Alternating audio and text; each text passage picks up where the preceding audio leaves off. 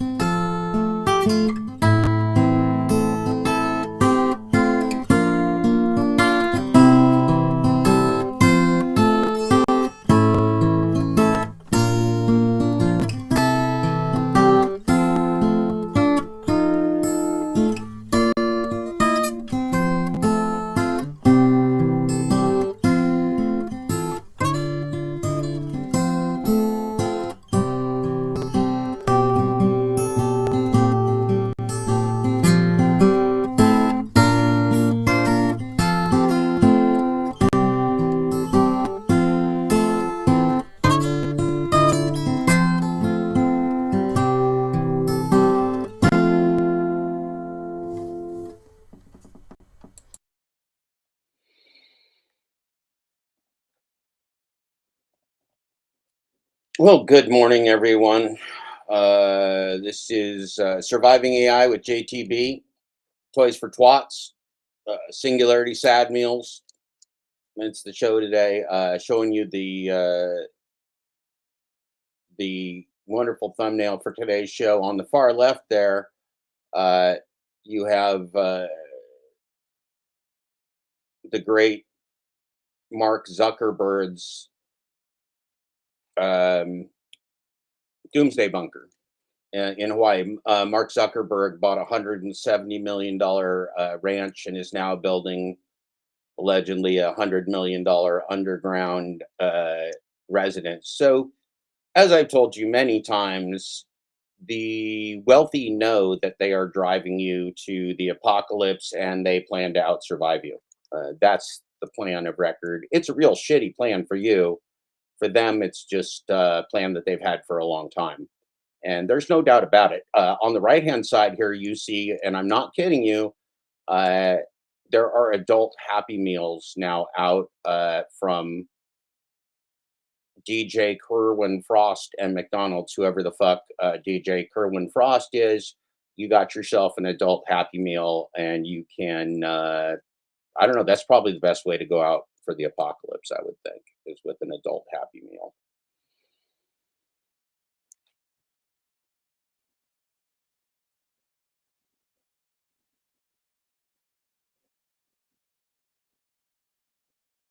Yeah. Well, there's okay. So in terms of, I'm happy to talk to people, but there's no debate to be had, right? There's no debate about what is happening here. What's happening is happening.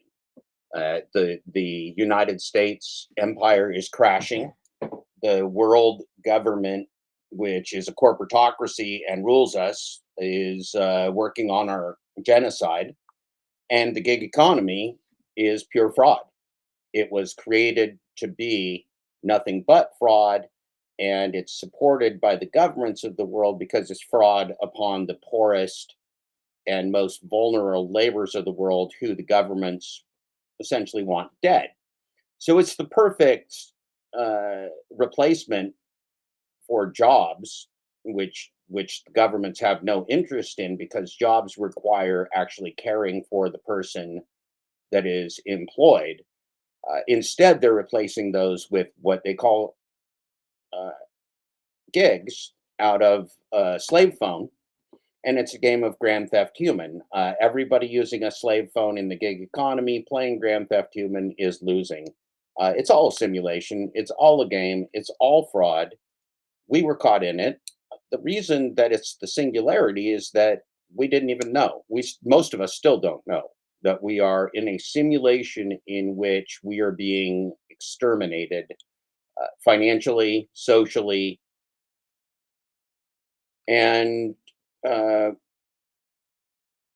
mortally. They're killing us. And if you think that the atrocities happening in the war zones of the world will not be perpetrated upon you, uh, you are incorrect.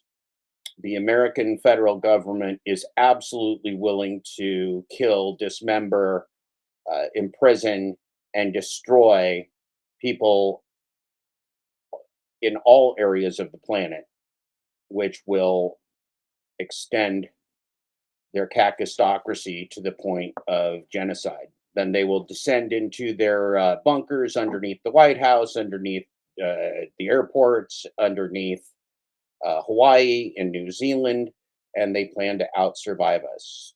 And of course, many of them have super yachts and things like that where they can go get out on the open ocean. It's repulsive. It's beyond comprehension. It's apocalyptic. It's movie-like. It's all of those things because it's real, and it's real nefarious. It's real bad people doing bad things. If you want to live, if you want to survive, it's going to be a very good idea for you to start preparing to disengage from the fascist corporatocracy that is trying to exterminate you and instead join with your community in an effort for survival. You are the leaders. You are humanity. You are the only force that can save humanity, because nobody that's considered a leader or a wealthy person or a government or anything else is ever going to come to save you.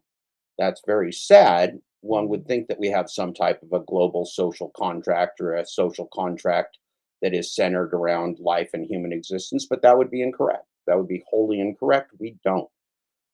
This is necropolitics, the politics of death, the politics of an empire that is willing to do anything and everything to retain power until the bitter, bitter, bitter, bitter fucking end.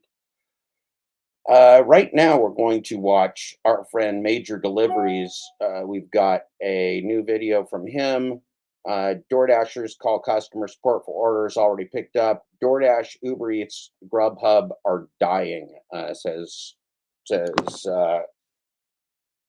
our friend Major Deliveries, and he is most definitely correct. The only way that these fraud machines can keep going is if the government props them up directly and refuses to let the rule of law or the rule of finances or contracts apply. Because this is just the global gig economy corporate cabal is just legalized corporate theft. It's legalized corporate slavery. It's app slavery. It's enslaving people worldwide with the complicity of the governments of the world. And those governments are superseded by the corporations. You've got an old fool, some 80-something-year-old fool here who allegedly rules in the United States, and another 70-year-old fool who wants to rule here in the United States. But those folks don't. Those folks don't really control the world, right? And any election that might happen a year from now, holy shit, it's going to be a long year, because these boys are planning for the end already, and it's already the end of your income earning opportunities in the global gig economy and corporate cabal. All of that fraud, all of that pyramid scheme has already been run. It is now too late to play this game. So the question for those of you that were in early and quit your other opportunities to get involved in this global gig economy fraud, what are you going to do now? And the only answer is to fight for your life. It's literally the only answer that is left us, is to fight for your life. And that's what we'll end up doing. I'll show you quite a bit of detail about that today. Good morning, everybody. It's nice to see you. I know it's a rough time in humanity. So the saving grace of this show, the reason we have this show, is that you can survive this. You can save us. Nobody else will. And so nobody's going to tell you that, right? Nobody's going to tell you that you're the leader and you can save us and that there is a way out, because they don't want you to survive. I want you to survive. I'm sure that you want you to survive. They don't. So you need to act accordingly. The fools, the absolute fools of the global gig economy corporate cabal that are here on GigTube and other broadcasting platforms, selling out their fellow human beings with their stupidity and ignorance, and encouraging people to join the app slavery game at this date. They're just basically tools of the fascist, tools of genocide, and everybody needs to know, all right, that's a slave phone. App slavery is real. The gig apps are app slavery. This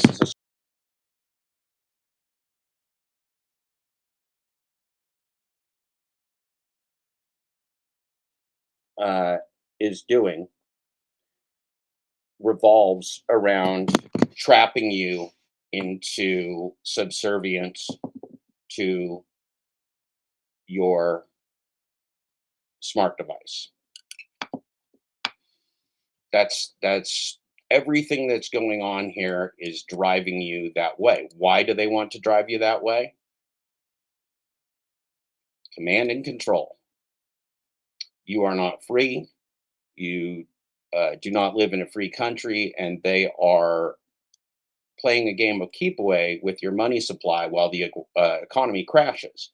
And if you stay enslaved to them while your money supply dwindles and your economy crashes, you're going to find yourself up a creek without a paddle. You'll find yourself with no way to fight. Just like Katrina, the people that were stuck in Louisiana and couldn't flee, the roads were blocked. There was nowhere to go. There were no supplies, and they had no money to run. You're not going to have any money to run when the shit hits the fan. You're not going to have any resources to run when the shit hits the fan. The roads are going to be blocked when the shit hits the fan. Your phone will be turned off from your gig apps when the shit hits the fan.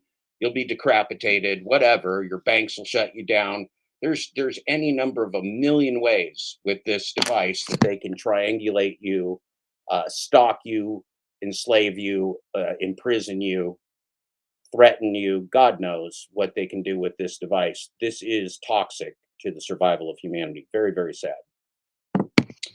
So we're going to talk a lot about that today. There will be other people chiming in on the critical situation that we're in too, and it's going to be interesting.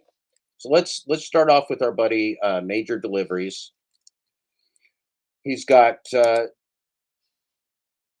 some good commentary here as we approach the end of this pyramid scheme. And remember, all schemes and frauds end, and they never end well.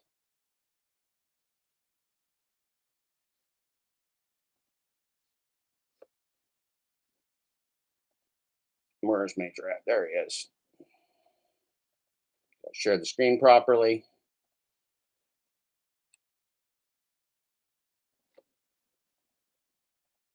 Delivery right here.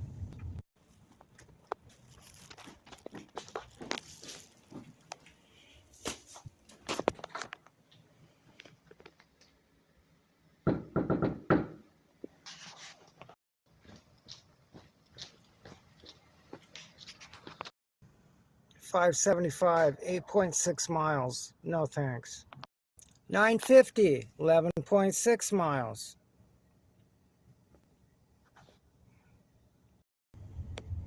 Drivers, if you respect other drivers, do them a favor. I accepted an order, went to the restaurant to pick it up. The gal said, "Oh, it's already been picked up." And then she goes, "Oh yeah, that lady right there, she just had the order." So I accepted an order. It had already been picked up. Well, the gal in front of me, she had a stacked order. Well, she was just getting ready to grab her order, but she had the order I had, and she unassigned it at the restaurant. And so then I get it. Well, I called and had it killed. But Dashers, have some respect and take some time to get that order taken care of, so you don't have to draw more people into the mess. $750, 7.4 miles. $950, 7.9 miles. Little Caesars. Let's go ahead and grab it. All right, Little Caesars, here we are. All right, folks, we got that Little Caesars order. All right, 7.7 miles. We need to turn off Uber Eats here.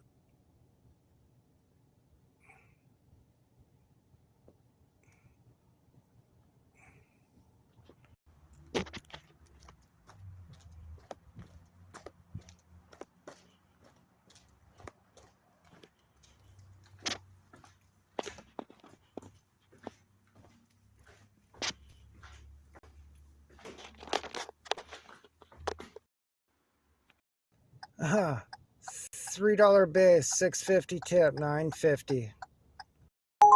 $12.45, 7.4 miles.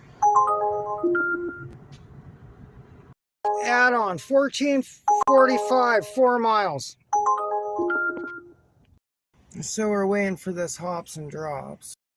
All right, folks, we picked that up, so we're on our way to Denny's. So originally I got that hops and drops, And then I got that Denny's. Now, keep in mind, that all looks good, those orders, but I've been sitting. I'm getting paid for time I sat. And I don't even know if I'm getting caught up yet, but that's what that's all about. You know, sometimes you can log onto these apps and sit for quite some time, an hour, 2 hours. One order in 3 hours, and then you get orders like that. So you're getting orders for the time that you've sat. They never get you ahead. They keep you at that line. This market right here has been capped. It's been capped as long as I've been doing it. Over 3 years, there's been a cap. And these big city markets have caps. And I wanted to come on YouTube, about a year, 9 months ago when I saw that $2,000 a week. There's no way anybody made $2,000 in the gig economy working 50 hours. Now, if you work 100 like Uberlift Phoenix did, he did it honestly. He made an honest $2,000 a week. But to do it in 50 hours, no. Only if you cheated or lied. But if you're somebody that wants to come on here and try to make a few bucks, you can do that. New drivers or inexperienced drivers, if you're on YouTube looking for advice, please ignore these $2,000 weeks and these $50 hours. Ignore all this stuff.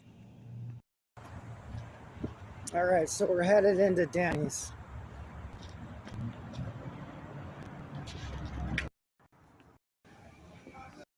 All right, in and out, back to my car. So I put that order in that pizza bag. Those are good to have around. They fit big orders. So folks, you saw these orders. I got that Hops and Drops order first, and then that Denny's add-on, which was 14 bucks.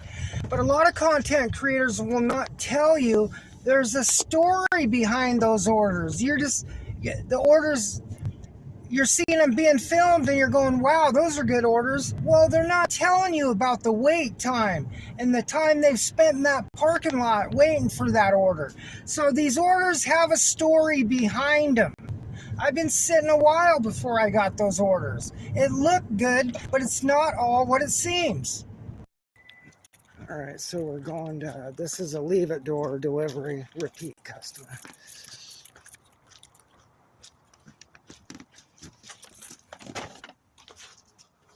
All right, that's delivered now, back to my car. Yeah, I couldn't believe that. Walk in on that DoorDash order, and the lady sitting there is the one who unassigned it. You believe that? All right, so this Denny's delivery is going to be a hand to customer. We'll see what happens here, if I can get any film on it. He was standing right where he said he was. He picked it up, and that was easy going.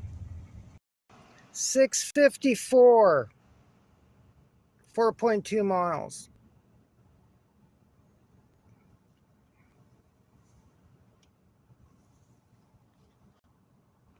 Look at that. A stacked order from Panda Express. 2 orders, 19.3 miles. 36 miles round trip.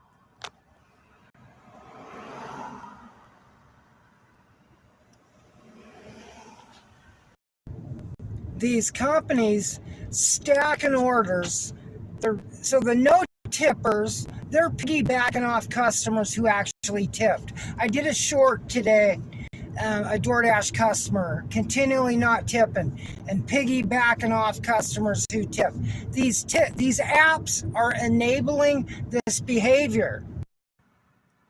764, 7.1 miles, Panda Express now. 628, 6 miles. 975, 5.7 miles. Yeah, I've had to wait quite some time for this order, so let's take this. Turn this off.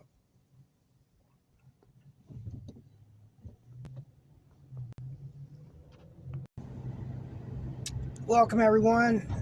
If you happen to see this video, please take a look at my earnings video at the end of every week. It shows you what I've done for the week. It's not an extraordinary amount of money for the hours I work, but it shows what I've done for the week. I'm not here to mislead anybody or lead anyone down a bad road. I'm here to I really want to get some honesty out here and protect people and show what's going on. This should be the way it's going on around the country. No longer can people hide behind their markets and mislead people and that kind of stuff. If these companies would have came out in the beginning and been honest and not misled their drivers on how this really works, things would be different, content would be different, and there would be less fighting. And if they had come out right now, it'd be the best thing, and told the truth on how these apps work, it'd be the best thing for this community as well. Because if somebody does come out, it's going to prove that what's been done in the past was not what has been done in the past was not the truth. All right, folks, we're going into this little bar right here. All right, we went into the bar and got that order. Boy, that was a bar atmosphere in there. 3.5 miles. You always put my flashers on. All right, folks. Nice and lit up house. Thank you. Make sure they can open the screen door. So that order stayed at $9.75. So I want to wish everyone a good night and a good day. Stay true to who you are and take care of each other. Thank you. Bye. Nice job, Major. Hey guys, already got the first order for tonight.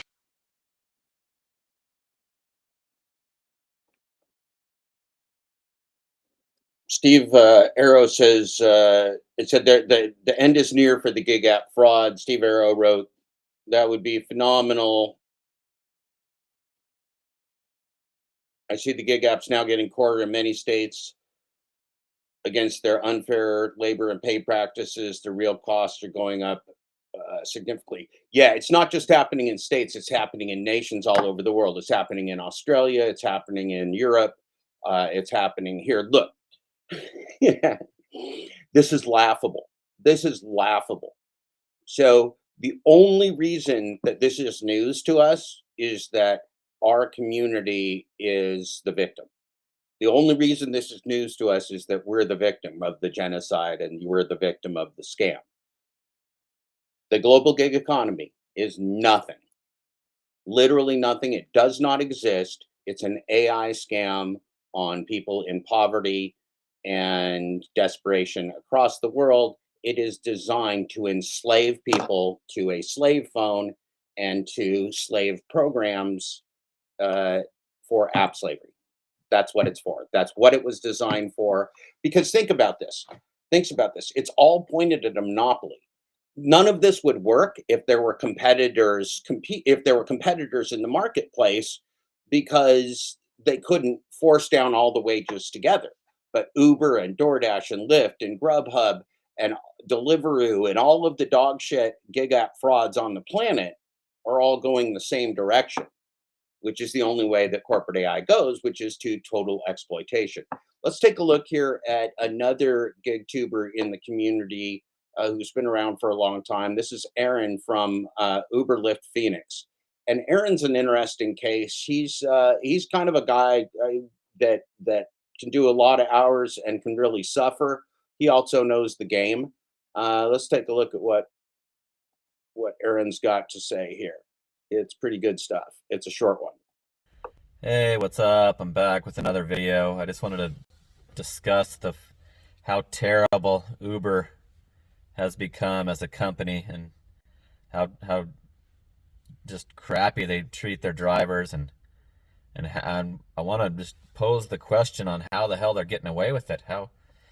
How is anybody still willing to do, especially Uber Eats? Like I quit Uber rides years ago, way before I quit doing rideshare, because they eliminated Uber Select, and I was using a luxury car, a Lexus, newer Lexus, and I wasn't doing the cheap level rides at all, and I was getting ordered plenty on both, Uber Select and Lyft Lux and Lux Black.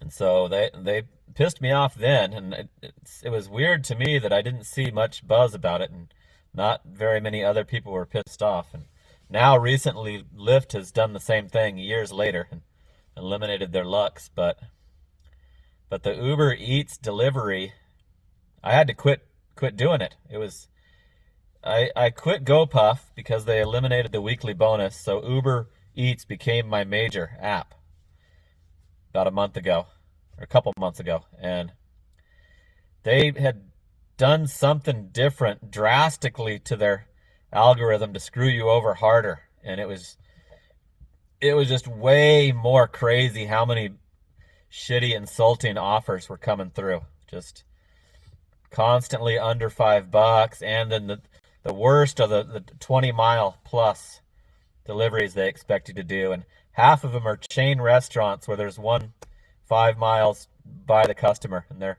allowing the customer to order the wrong restaurant.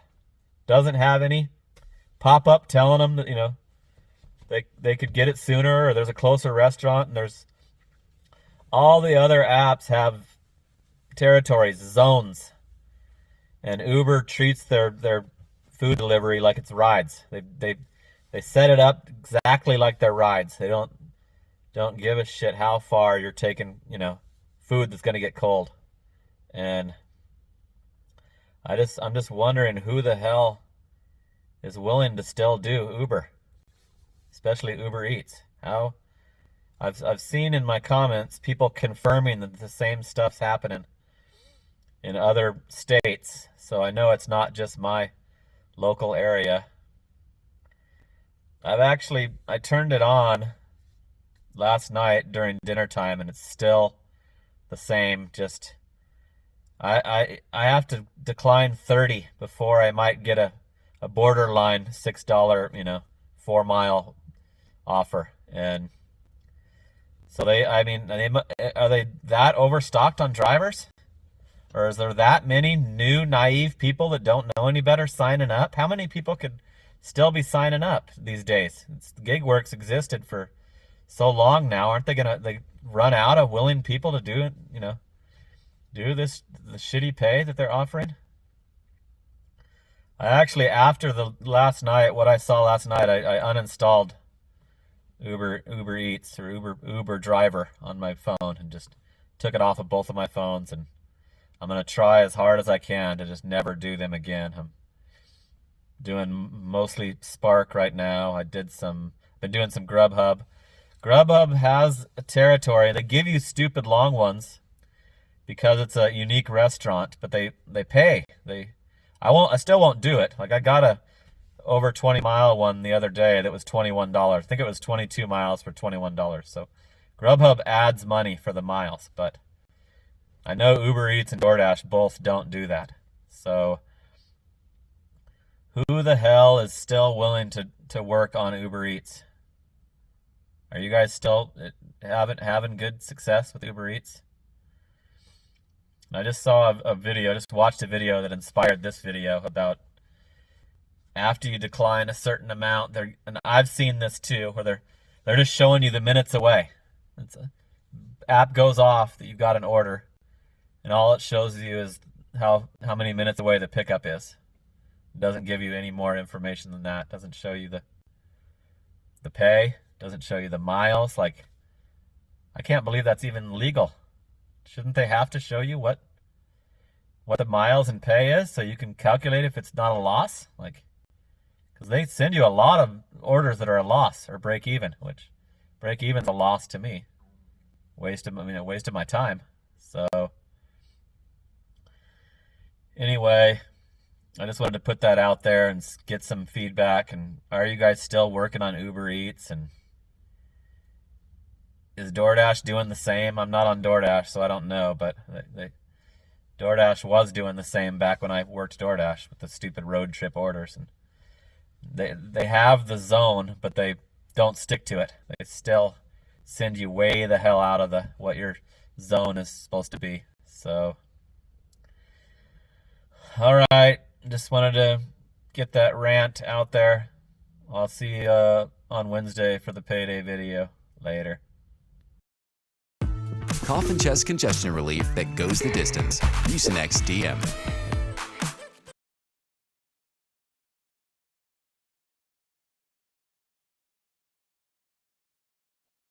I wish. Solo si es pues, puede ser peligroso. ¿Cómo? I wish Mucinex helped me cough up a hairball of corporate fraud and slavery. Yeah, this is so disgusting. It's not even. It's no longer up for debate. The global gig economy is fraud and slavery. It's an inside job from your governments, from the governments of the world. Nobody with a legal degree and a conscience, or a financial degree and a conscience, or a government charge with any conscience would allow this to happen, but they are allowing it to happen worldwide. So the question you must ask yourself is why? Why are they allowing pure fraud? It's because they never plan to clean up the mess. They don't plan for you to live long enough to ever do anything about this. And I'm not joking. There's a reason that they're building their doomsday bunkers, and they think the end's coming for you, because they're crashing your economy. They crashed your employment. They crashed your jobs. There's a world war where obviously there is no compunction about what you call collateral damage of innocent civilians. They're willing to kill anybody in any numbers, anywhere, innocent child, baby, mother, grandma, grandpa, doesn't matter. We have a world war. And the AI is a world war against humanity. As I told you, you are in a civil war for your survival and a world war for your survival against artificial intelligence. So here's a quick look from Hardlens Media, an independent organization. Let's take a look at the Doomsday Bunker. Let's take a look at the good old Doomsday Bunker for Zuckerberg. But Mark Zuckerberg is spending. And by the way, this is happening all over the world. This isn't new. This isn't just for Zuck. This has been happening for a number of years, and it's accelerating to an end point, if you will. $100 million on a Hawaiian compound with massive underground bunker. Now, look, Zuckerberg, I don't want to alarm you or nothing, but you do realize that there are active volcanoes in Hawaii, and I don't know. Maybe you do survey the land, and maybe you're in a safe spot. Just remember that if there's ever going to be a big lava flow or anything like that coming your way, that lava could sneak its way into your bunker. I'm just saying, you would look kind of goofy, or either that the lava doesn't get inside your bunker and you're inside it. You're going to be slow roasted. Get that slow cooking, Chef Ramsay style, Marco style. You know what I'm saying? So let's talk about it, because something has to be happening, right? Because why would you spend $100 million on an underground bunker?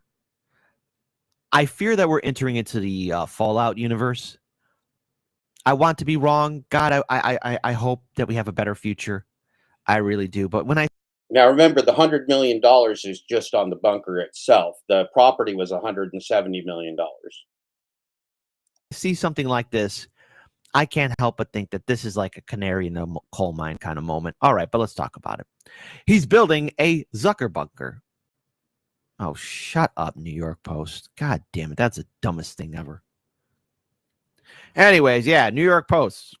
Great was an opening. Mark Zuckerberg is reportedly building a sprawling 100 million Hawaiian compound, complete with an underground bunker and its own food and energy sources, and a secret project suggesting the social media mogul is trying to conceal his doomsday preparations.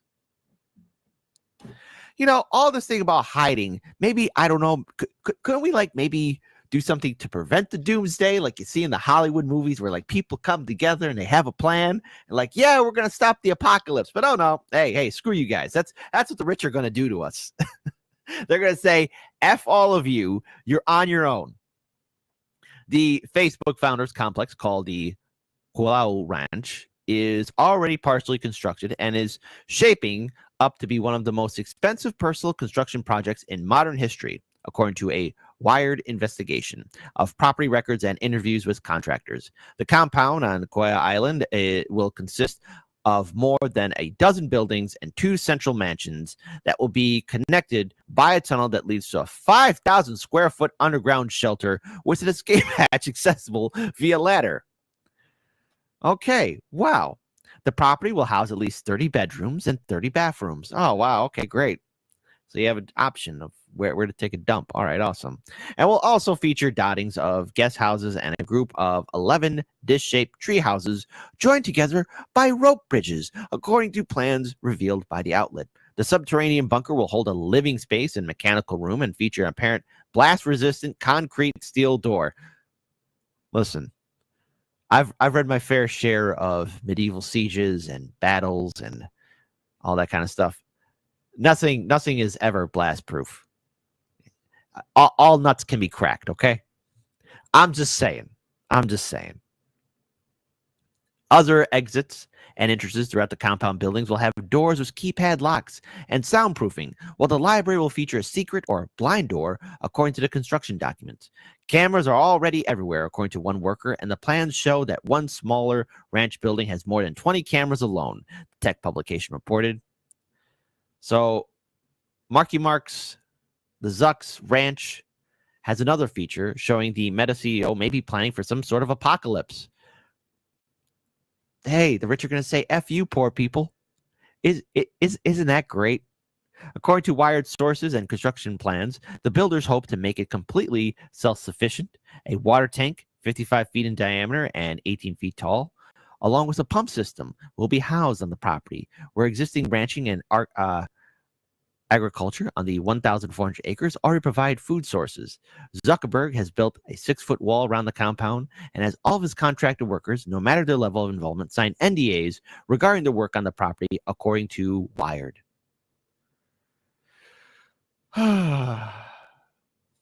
It's really going to happen, isn't it? They're really going to screw us over.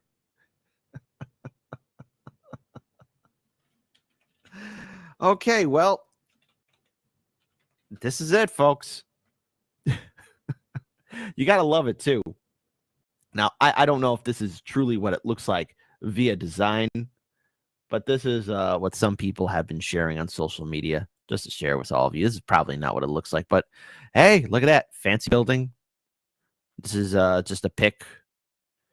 All that good stuff. He's got his nice little fallout shelter. Everything's going to be fine for the Zuck. Everything's going to be fine for the Zuck and his family right here. Just looking at just to confirm it. But look at that picture. Look at that.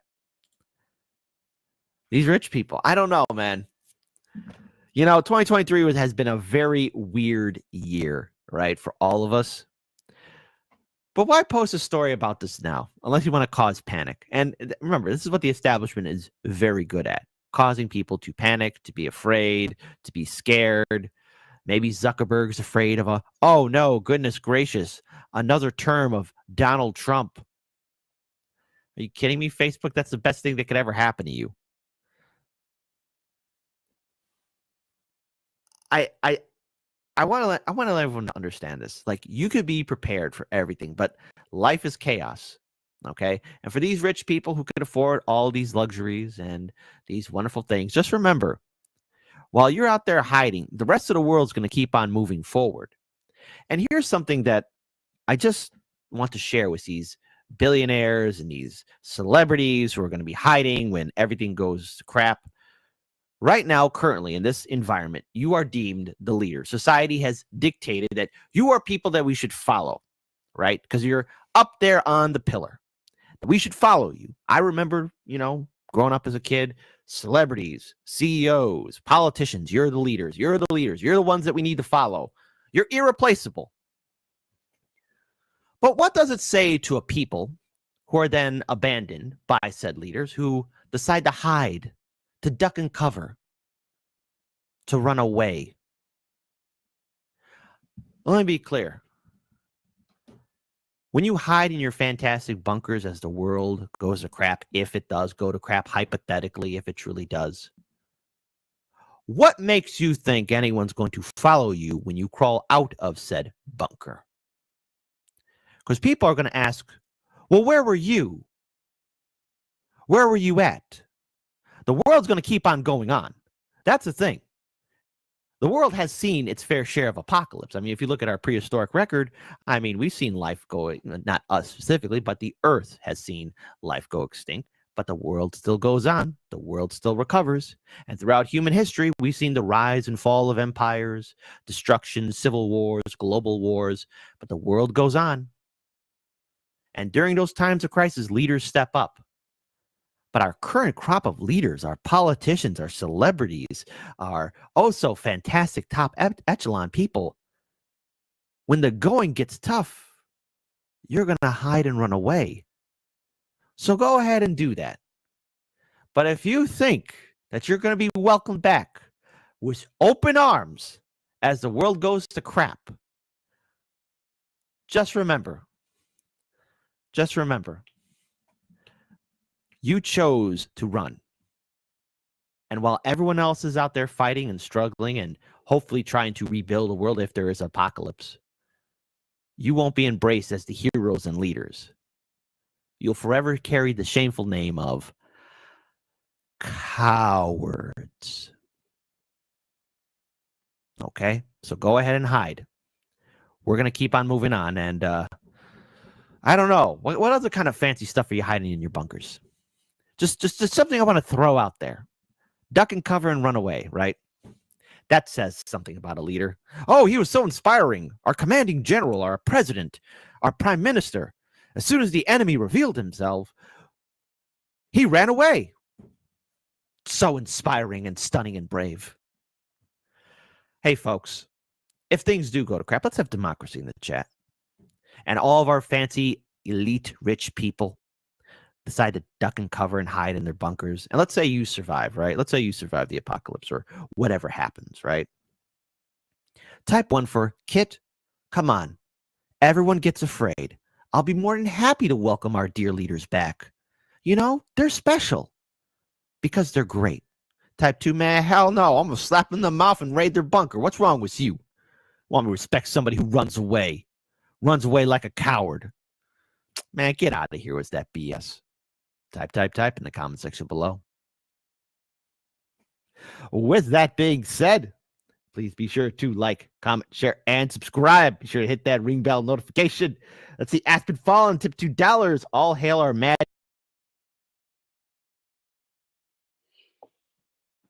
Nice job and analysis by Kit. Yeah, if our leaders go underground while we suffer and die, they better not come out again. They better not come out again. They won't come out again. If our leaders all go underground while we suffer and die, that's gonna be a game on. That's gonna be a game on. I don't want to go there. I want to stay peaceful. I want to believe, and I know the truth that the people can win with a bloodless revolution because we have technology on our side. We have the technologists that aren't Nazis and fascists on our side. We have a whole world of people that want to survive and a very few people that want to kill us all. So the problem is the few people that want to kill us all, they and the corporations and the rulers of the world government, they want us all dead. So we're going to have to fight against the people that we have held up as leaders because they're dog shit. They're genocidal maniacs. They're fascist. America. Oh, what was the name before Comcast? I don't remember. Was there a name before Comcast? There probably was. There's a million corporate brand names that they just stick on shit. It doesn't matter. Corporations are qualified immunity for oligarchs. So cops can murder you because of qualified immunity. All they have to do is think that you are dangerous, think you're a criminal, think that you need to be killed. That's enough. They get to murder you. So corporations aren't people, don't have feelings or thoughts or morality or anything. They're just a predatory construct that is qualified immunity for oligarchs. It's the immunity for oligarchs to exterminate you, to exterminate humanity, and get away with it because they have plausible deniability. They have corporations between them and the crime. And now they put AI behind those corporations, so they don't even have to do the work anymore. It's just a world of passive income to exterminate while they drive the apocalypse. That's what's going down. It sucks. It's real bad. It's real scary. But you are the heroes that can save it. That is the premise of my show. It's also the premise of the For Humanity podcast from our friend John Sherman. John came out with a new version of that, which we're going to watch now, or a new what do you call it? A new show, a new episode. Yep, new episode.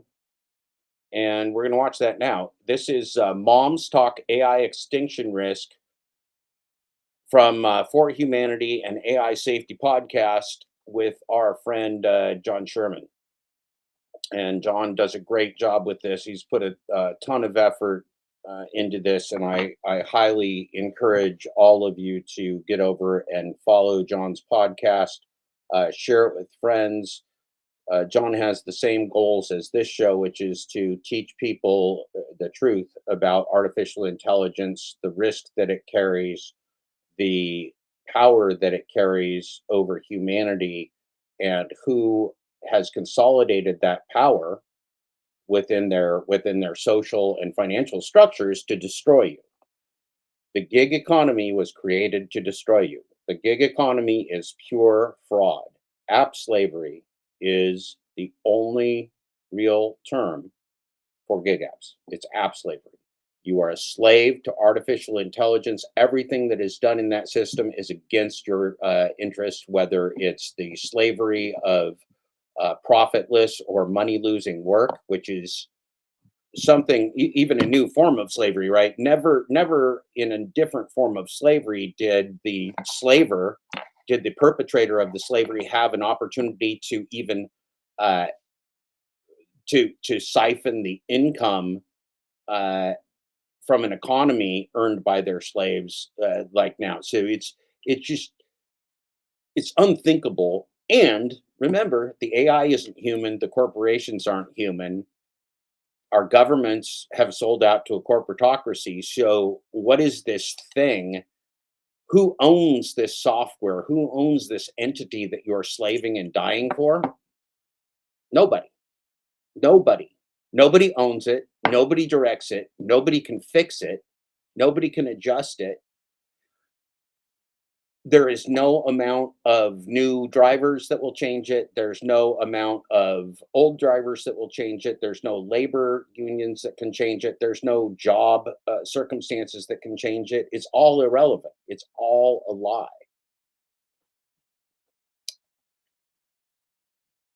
A fraudulent pyramid scheme cannot be turned into a legitimate business.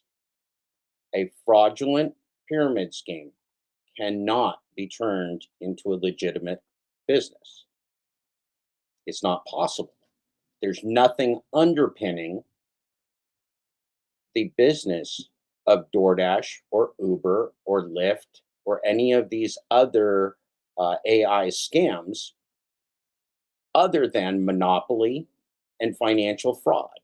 And so without that monopoly and without that financial fraud, they can't exist. They can't exist in a way that benefits you. That's just that would be back to local dispatching, right? Local dispatching done fairly with human standards, managed by humans and employed by humans. That's how you would do this if you wanted humanity to survive. The way they're doing it is the way that you would do it if you wanted humanity to suffer, be enslaved, and to die. Now, everybody is figuring this out at the same time. It's not just major deliveries that's figuring out. It's not just Aaron from Uber Lyft Phoenix that's figuring it out, or Jeff from Uber Jeep Arizona. Um, here's an article from this week. Uber, Deliveroo, which is just another DoorDash clone, and other ride-hailing and food delivery platforms will have to treat 5.5 million gig workers as employees under a new EU deal. So this is in the entire European Union. There is a new proposed deal that would make every single delivery driver an employee. Well, so here's the problem with that.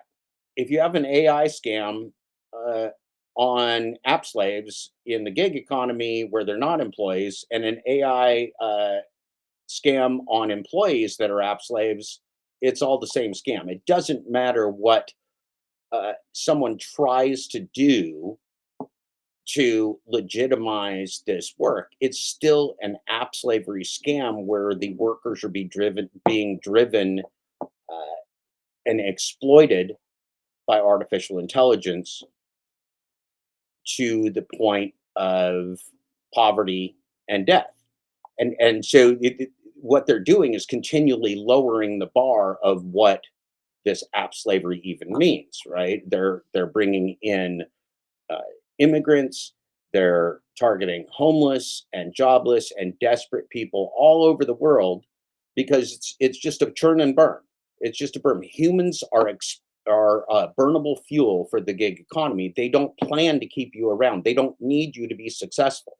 They only need humans to slave for a short amount of time, and then they move on to the next one. Then they move on to the next one. Then they move on to the next one.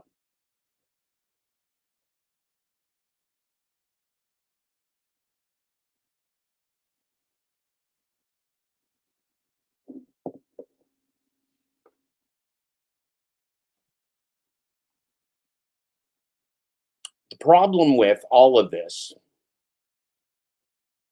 to boot, and it's kind of a sick joke, is that this is like a 2-year plan. Member states, Wednesday's provisional government agreement must still be endorsed and adopted by the European Council and Parliament. Member states will then have 2 years to incorporate the rules, the EU said. So in 2 years, the app slavery game's already done. So this is too little, too late. It's everything is a joke on us. Everything is a joke on us. See, this is a headline that looks promising, like maybe the governments might save us at some point. But having the rescue boat come 2 years after you already drown is not going to save you. The rescue boat has to be there when you're drowning. We're drowning now. The rescue boat can't come in 2 years. That's not going to help us. That's not even going to help us a teeny tiny itty bitty bit. Not even a teeny tiny itty bitty bit. Not going to help us at all.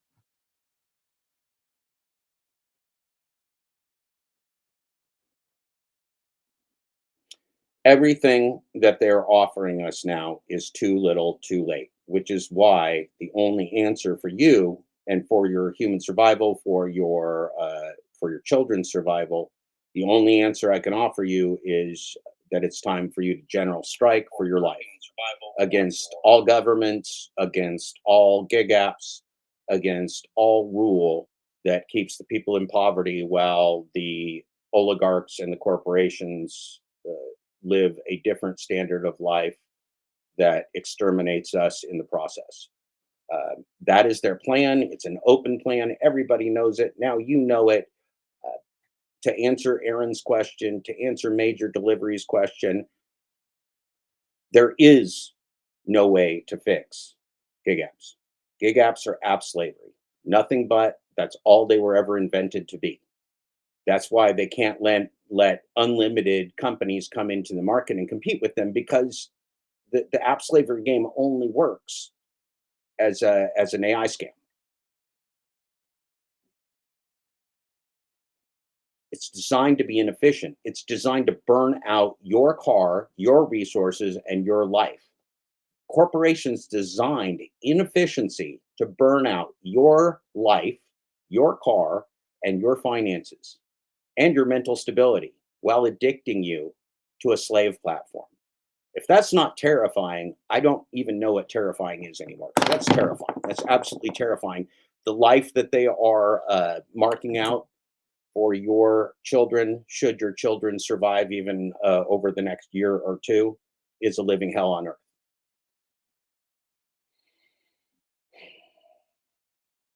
A daily fight for survival is what we see right now in the global gig economy. We are refugees now in our own country. As I said we would be years ago. We are refugees in our own country, refugees from the economy, refugees from our government, refugees from our employment. We are refugees. We are stateless, powerless refugees. So we better get it the fuck together and start saving each other.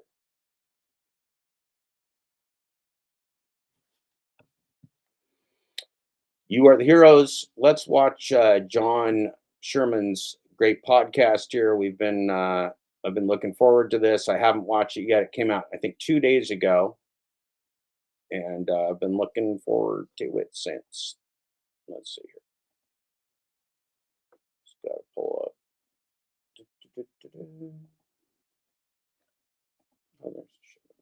Okay. So I'll put the link up in there. This is John Sherman's For Humanity podcast. Moms Talk AI Extinction Risk, For Humanity and AI Safety podcast, episode number 7.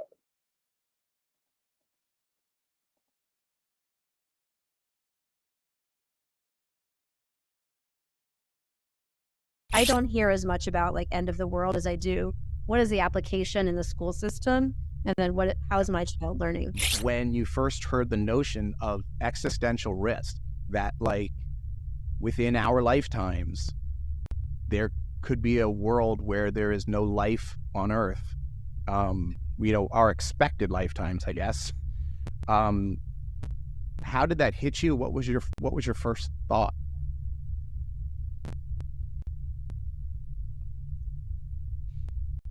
I think I believed. I mean, I sound so crazy. I feel like I sound a little crazy to say, like, I needed to do my research. Like, I needed to know who was saying this. Were those people credible? And what's been really interesting, the camps, right? The advancers versus the doomers, or they're in these camps. And each camp has their expert that went to this Ivy League institution and worked at this, this big tech firm, or used to work at the big tech firm. Like both sides of the camp have their, qualified experts. Like human extinction, society has been trying to eliminate me my entire life. Nothing will be able to overpower us because of what we've been able to endure and what we've been able to survive. So for me, I'm like, okay, come at me, AI. It's just like come at she's throwing down the towel. Come at me, tech bros. I got you. There's no way that you can completely erase me, because I've been through so much. I think it means a rebrand. I think the term AI safety is boring. I don't think anybody gets excited about it. I don't think they know what it means. It sounds like a safety moment. Like what? Like AI safety, snoozer. I think the scary part for me was that the people that created it were warning us and said, we don't know how to control it at this point. And so when you have a creator that doesn't understand it, and doesn't understand what it's doing, that's very scary. I was stunned to know that the people who make AI have no idea why it does what it does or how to control it. What did you think when you all first heard that?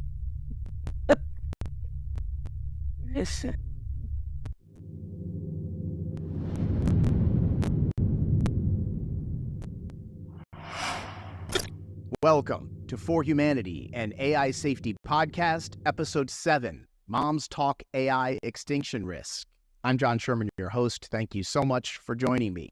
This is the AI Safety Podcast for the general public, no tech background required.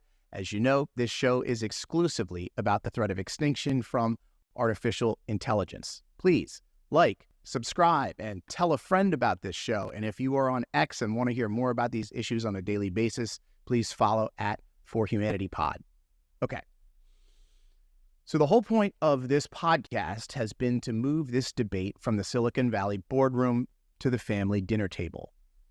I also, as a parent, have been wondering how anyone who works in AI could do this to their children.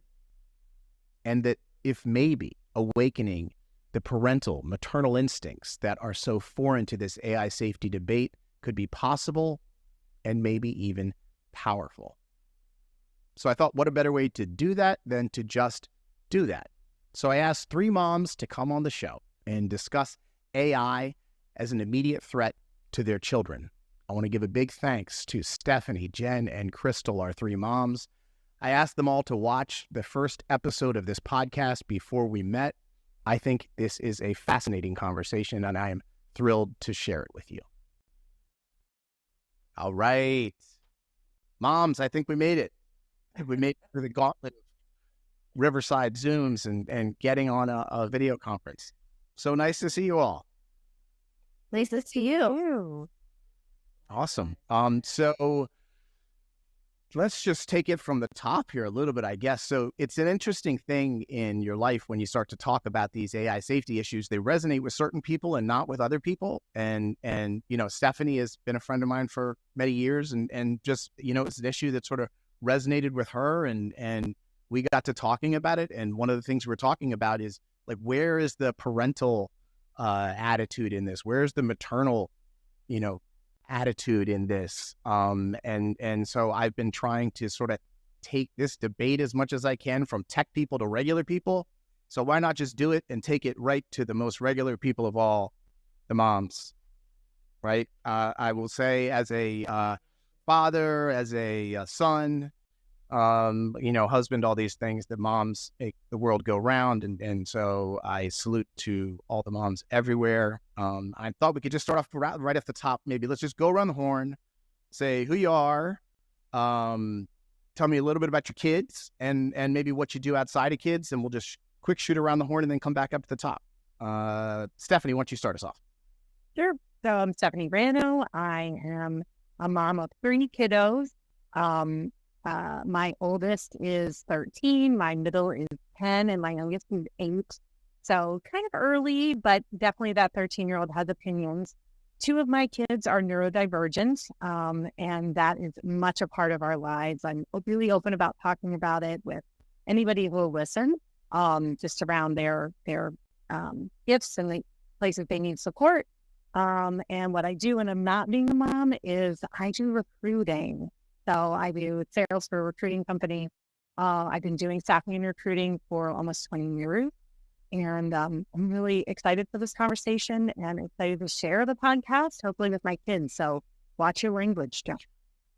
Thank you, Stephanie. I did make a promise to our group here that I would clean up my act for the show in an effort. Maybe we can show it to the kids afterwards, so that would be great. Jen, please introduce yourself. Yes. Hello, everyone. My name is Jen White Johnson. I do identify as someone who is neurodivergent. I do have ADHD and also anxiety, and also an autoimmune disorder. So I, live along the intersections of, being Black and having a disability. And my son is also autistic, and my husband is also neurodivergent. So, we are very neurodivergent, affirming family. And it intersects with my teaching, and I also I teach graphic design. Within these past few years since my son was diagnosed, I do a lot of disability advocacy work, specifically under the the influence of art, and where that can kind of be used as a tool to really uplift the conversation of disability justice. So thank you for having me. Awesome.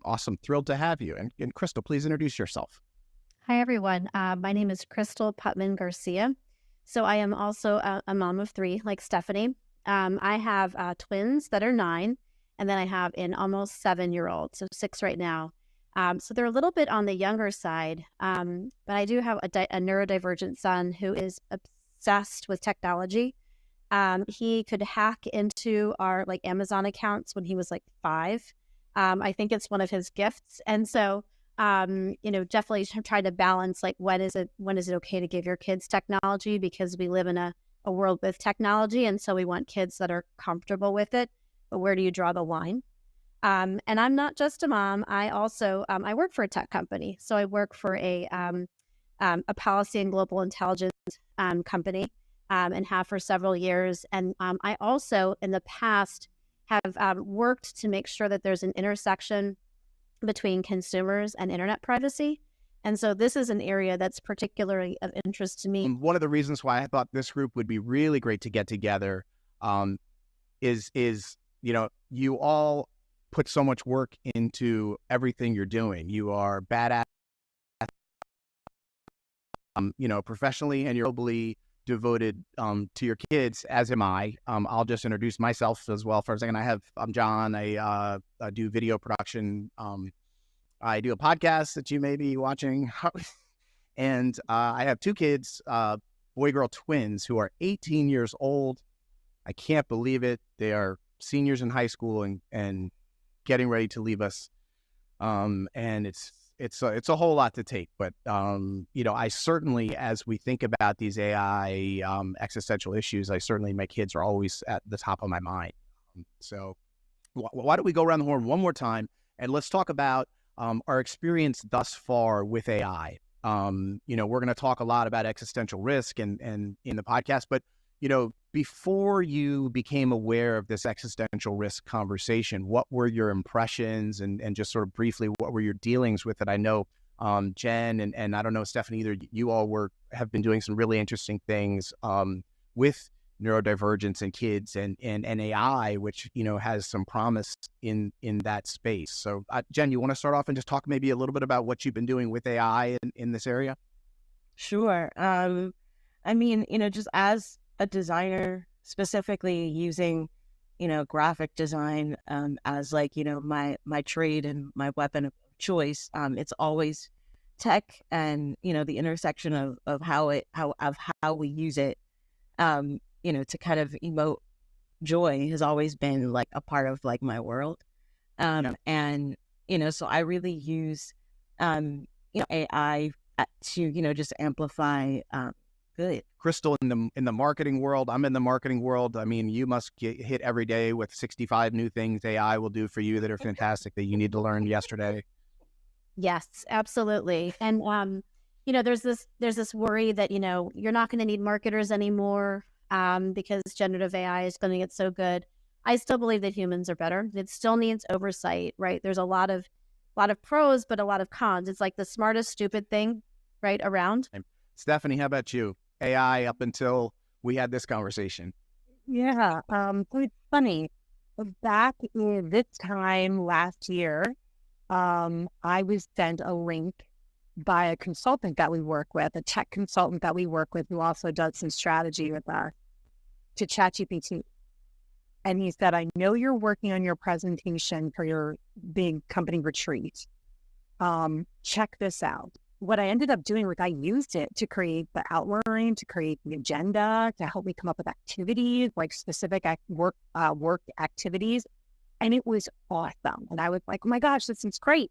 But I think it's different. Like the position we're in now with generative AI and the race to get to generalized artificial intelligence? AGI, artificial general intelligence. Yeah. Artificial general intelligence. That to me is a different story. And that's where I start to get nervous. And that's where my kids start to call me a flat earther. Well, I think Stephanie did Because they have, and it's the access, right? So you've used it, it's been embedded in the things that you've been using, but now they have direct access to it in a way that's different, right?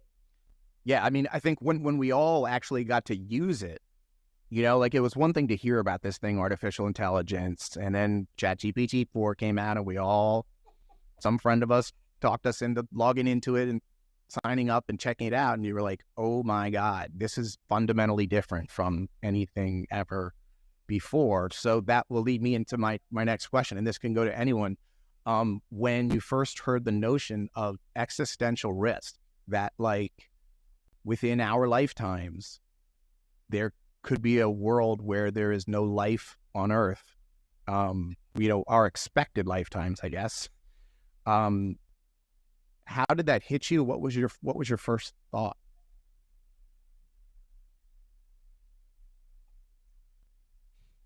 I think I believed. I mean, I sound so crazy. I feel like I sound a little crazy to say, like, I needed to do my research. Like, I needed to know who was saying this. Were those people credible? And where it's been really interesting, the camps, right? The advancers versus the doomers, or they're in these camps. And each camp has their expert that went to this Ivy League institution and worked at this big tech firm, or used to work at the big tech firm. Like both sides of the camp have their, qualified experts. Yeah. So, it's really like sifting through, I think, for me, and going like, well, in my gut, because we all, as a parent, as mom, we all have the gut instinct, which says, I don't know, something doesn't seem right.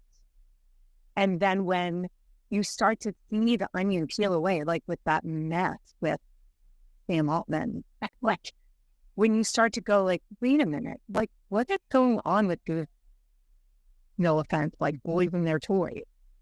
That's all about the greed and all about the money. And it used to be a nonprofit, but now it's not. Now we're focused on profit. Well, wait a minute, like wasn't your origin of your company focused on the good of humanity? So I guess I'm still a little bit, I'm still like, I will always continue to just kind of try and pull from various sources to make sense. And then frankly, trust my gut to go, I need to take this seriously. I didn't take the pandemic seriously when it first came out. My husband and my boss were like canaries in the coal mine. They were like, this is going to be bad. I'm like, I'm going to the conference. Like, don't go to the conference in March. I was like, I'll be fine. They're like, don't go. And then the conference got canceled. But this is like my canary moment, I think. Yeah. Excellent. Crystal, Jen, what do you think? Human extinction. I think extinction is a strong word.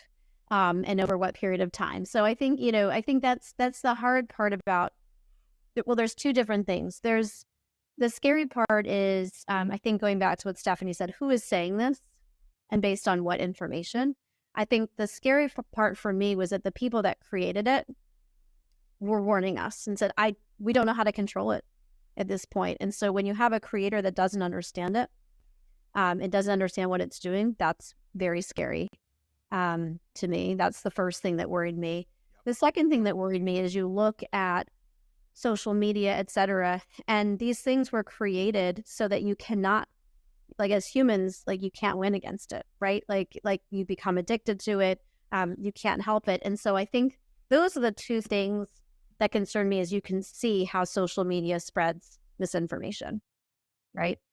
So if you think about it's something that the people that created it can't control, and you have this, and then the people that created it are warning you about it. And then you've seen just implications from not generative AI, but a tool like social media that does use it, that's spreading misinformation. You can see how the risks could be there. So I'm not fully doom and gloom, like the human race is going away, but I think it's very concerning. And if you don't have people stepping in to take a stronger role in managing against it, then it becomes scarier. Yeah, for sure. Jen? Yeah, I mean, I still think that it takes us as humans to be able to, make a lot of these tools do what we want them to do. I've watched my friends, I've watched other artists, my husband, like use them to the fullest extent, and there's still essences of the person, the human that exists within the creations. And that's what I really love the most, is like how can we kind of coexist in the world that essentially we've built, sort of. Yeah. I like it. Even in this group of four, we have, I think, four unique takes on, almost the same set of information, right? Which is, And so just Stephanie, to your point, first of all, are we flat earthers? Are we, like Y2K people wrapping our houses in duct tape? The answer is no. I wish we honestly, I wish we were. I hope we are. How about this? I hope we are. I hope that this podcast is literally a duct tape wrap around my house, and I'll wake up on the, January 1st morning and I'll be like, oh, AGI happened and we're all fine and everything's fine. That is not my read of the academics in the field. And I saw something on Twitter that I'm going to send you the other day. It's a list of 125 professors in like a string of like heads of departments who are basically, saying this same thing, that they have grave concern for, existential risk for all life on Earth if we continue to proceed with developing artificial intelligence systems that are not aligned with human goals and values, and that we don't know how they work. So let's go to those two things, alignment and interpretability. I was stunned to know that the people who make AI have no idea why it does what it does or how to control it. What did you think when you all first heard that?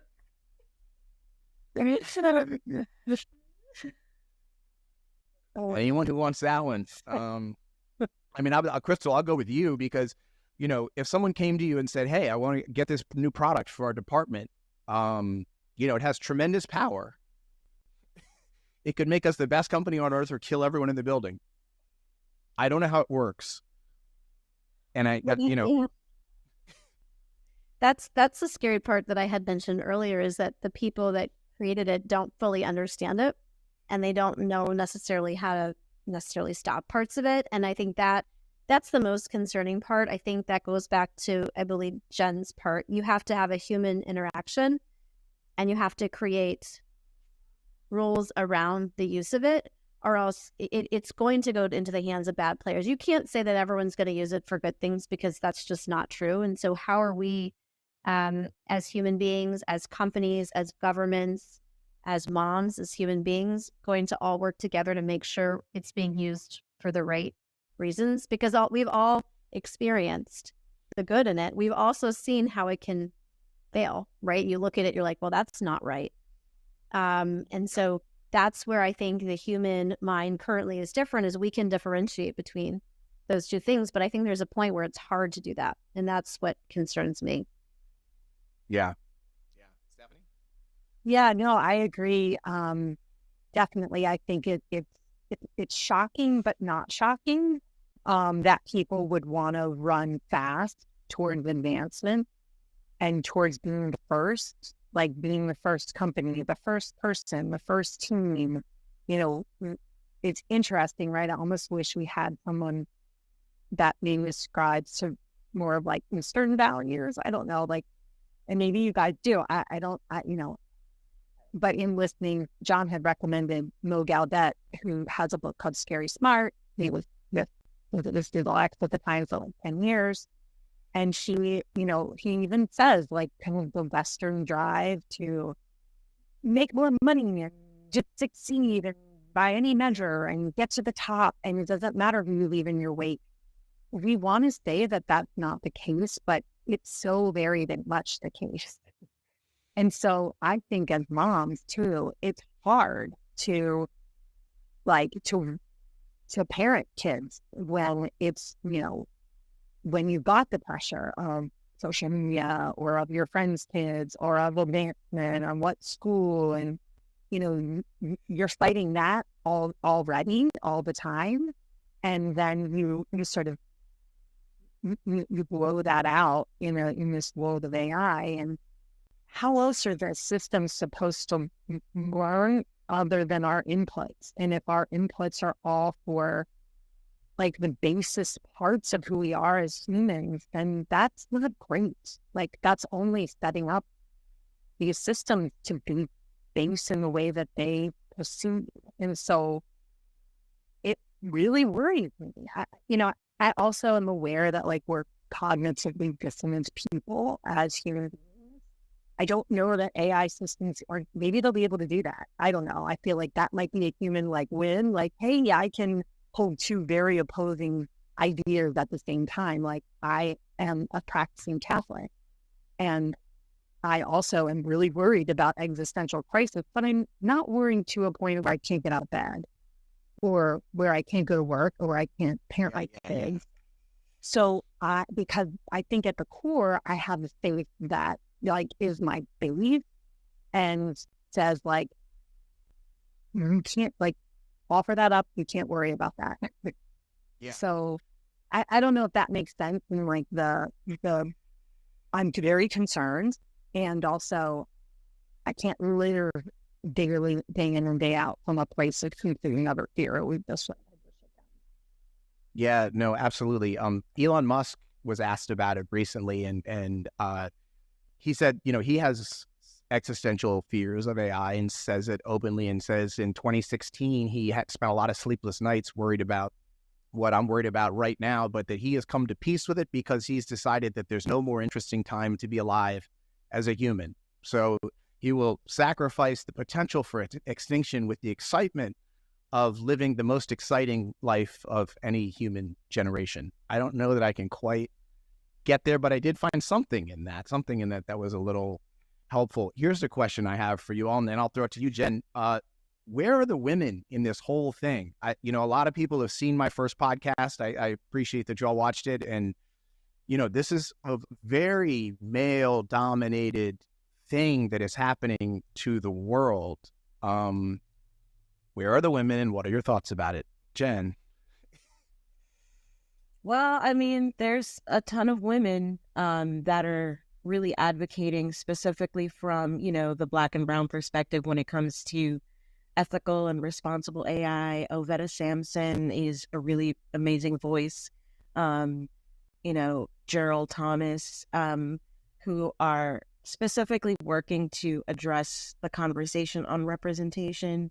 Because I feel like the conversation shifts when you're asking, Black and brown folks to say, okay, well, what will you do with AI? What will you do with these tools, and how will you make them radical, and what will they look like when they're kind of placed in the hands of multiply marginalized people who have always been denied access for these specific tools to create and build the worlds that they specifically want to see, the tools that they want to see, that have been, kind of denied. And so I feel like making sure that we can kind of have space, and I have like my LinkedIn open, and, being able to just, like, okay, yeah, well, who's having these conversations? And I really love that the language specifically has been evolved into incorporating responsibility, equity, being able to, and I love that, Black women who are invested in machine learning and, Gen AI are leading those conversations.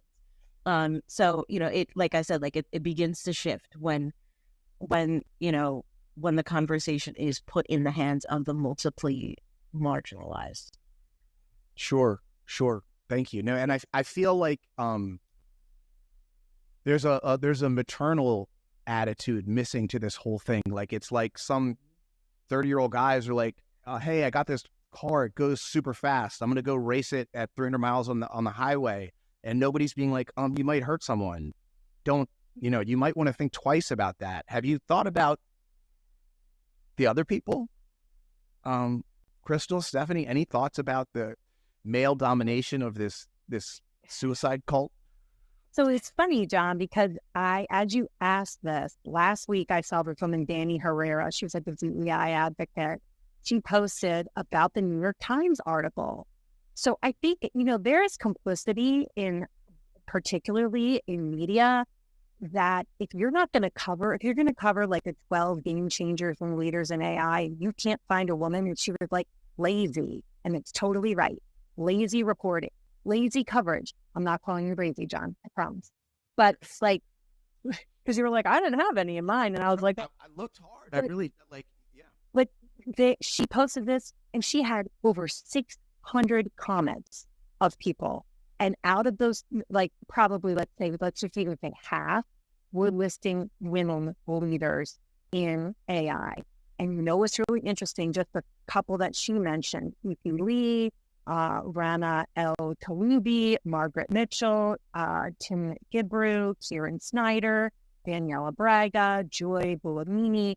All these women, the stuff they're doing is around gender bias and around like ethics and around safety and around all this stuff. And you're like, yeah, so give them coverage. Yeah. Thing that we're saying in this, like, that are core to this conversation around how do we protect our, I think there's a real issue when it comes to coverage, and people, and the New York Times got planned and as they should have. Right. You got a little hot about that one. I didn't use swear words, but I got hot. I agree with you. I think I do think there are a lot of women that are doing things. I don't think they're getting the coverage. To Stephanie's point earlier, I also think there's an interesting part to it about geography. And so you see women and men, right, in the EU, it's always more kind of risk averse when it comes to technology. If you look at privacy, so I have a background in privacy, the strongest privacy laws are in the EU. And then in the US, it usually goes to California next, and then it might go federal at that point. I think you're seeing that in AI. And so you're seeing, so I think you also have to look geographically. In the US, we are capitalistic. We're going to go for whoever is going to make the most money quickly. I think the EU has more of a familial kind of community sense than the US, and then you're going to see that play out. So I'm curious how the EU standards are going to impact the US and other parts of the world. So I'm not sure. I think there's a male versus female US coverage, but there's a really interesting work happening geographically as well. Yeah, that's super interesting. No, I absolutely believe there are women doing incredible things in AI. I think they're not getting any coverage, and I think that it's also just really hard for those sort of stories to break through because it's so male dominated at the top that it's a real problem, and it's a problem in bias, and it's a problem in what I want to talk about today, which is some 30-year-old guys believing that they have been authorized to exercise existential risk on behalf of us. Like they go to work today thinking that somehow it's reasonable and appropriate for them to toy with all of us dying. And I just can't get over how that's possible for people to get up then and say, I'm going to come back tomorrow for another day of this. Crystal, I want to get at one thing you talked about a little bit earlier, because I feel like even in this group of four, we may have, some differences of opinion. I feel like, Stephanie, you can picture human extinction a little bit. Like we've had some conversations, and I feel like it's a what, like, think about your street, like your literal street.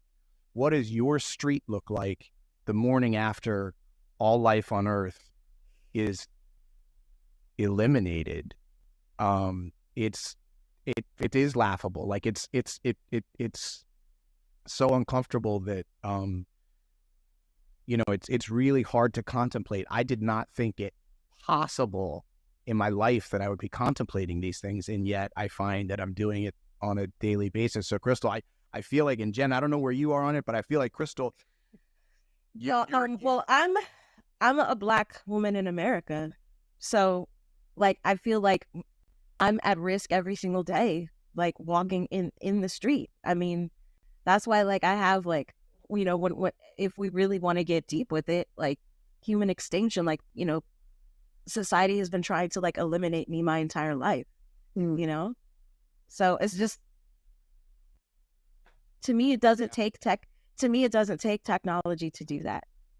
It doesn't take technology to do that. It just takes, being erased and having like my culture become erased and appropriated, and, if anything, just eliminated from the conversation, which is why it's so important for us to kind of take up as much space as we can within the AI space, within, ethical conversations on responsibility and what that means within artificial intelligence. Because, at the core, as, Black people have been, we are the oracles. I mean, we have been guiding people through the path of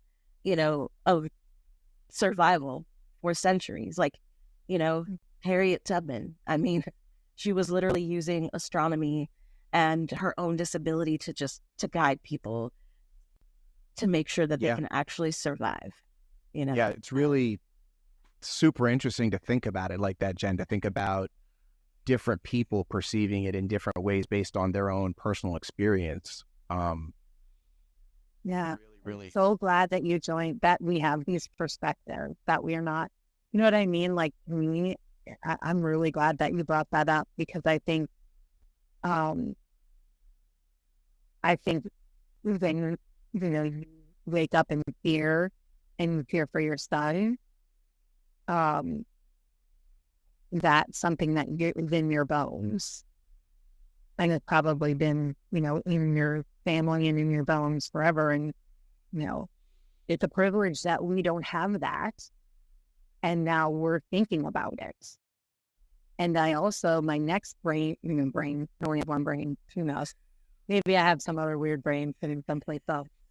But I don't even know. Monday. But my next thought, though, was and let's not teach these systems that way. Maybe we have the chance to make these, if we generalize AI, there's a chance that it can actually be better than us as humans in that way. We have the chance right now to teach it. Yeah. So we teach our kids, like Morgal Dev said, right? If they're in their infancy or their toddler phase right now, which they are, then hell, we need all of the good people, which is a lot more than the bad people in this world, all the billions of really good people who come from all kinds. How do we get people that don't even have internet access to be able to participate in chats with, in a generative AI, so that it has that perspective? It's got to have those inputs. It can't have the inputs of 3,000 dudes and a couple of ladies. San Francisco. Yeah. In San Francisco, to your point about Yonberstein, it needs the input. There's people in my neighborhood, because of my kids' friends, they're starting to be oh, you want to talk AI, talk stuff to me. Nice. But one of the moms, it's a lot of moms, and she said, "What is she using it?" And I do. I use it to draft content for an invite for a party. That sounds silly, but I was sitting at a basketball practice for my son, and I'm oh, he's trying to do this one thing. We did this 2 seconds, right? So I could actually be mostly present during the basketball practice. And I gave it a quick prompt, and then I revised it twice. It gave me 3 things, and I was very great. I feel better now because I got it.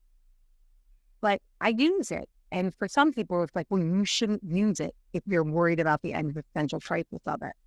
Right. You got to use it, right? Right, absolutely. And that's what I was talking. Yes, I firmly believe that, 99% of the AI out there is totally safe and should be used. And there's a lot of incredible benefits we could get from it. A lot of the safety research experts say, if we just paused for 20 years and just dealt with the tech we have now, for 20 years, we could get incredible benefits for health and medical and scientific breakthroughs and all these kinds of things. But we appear to be racing towards it much more quickly than that. What do you all hear in your conversations with your friends, with other moms out there at the park, at the water cooler, whatever? What is the tenor and tone of the conversation at this moment here in December of 2023, the year AI came out and we all learned about it? How do you feel like people are feeling?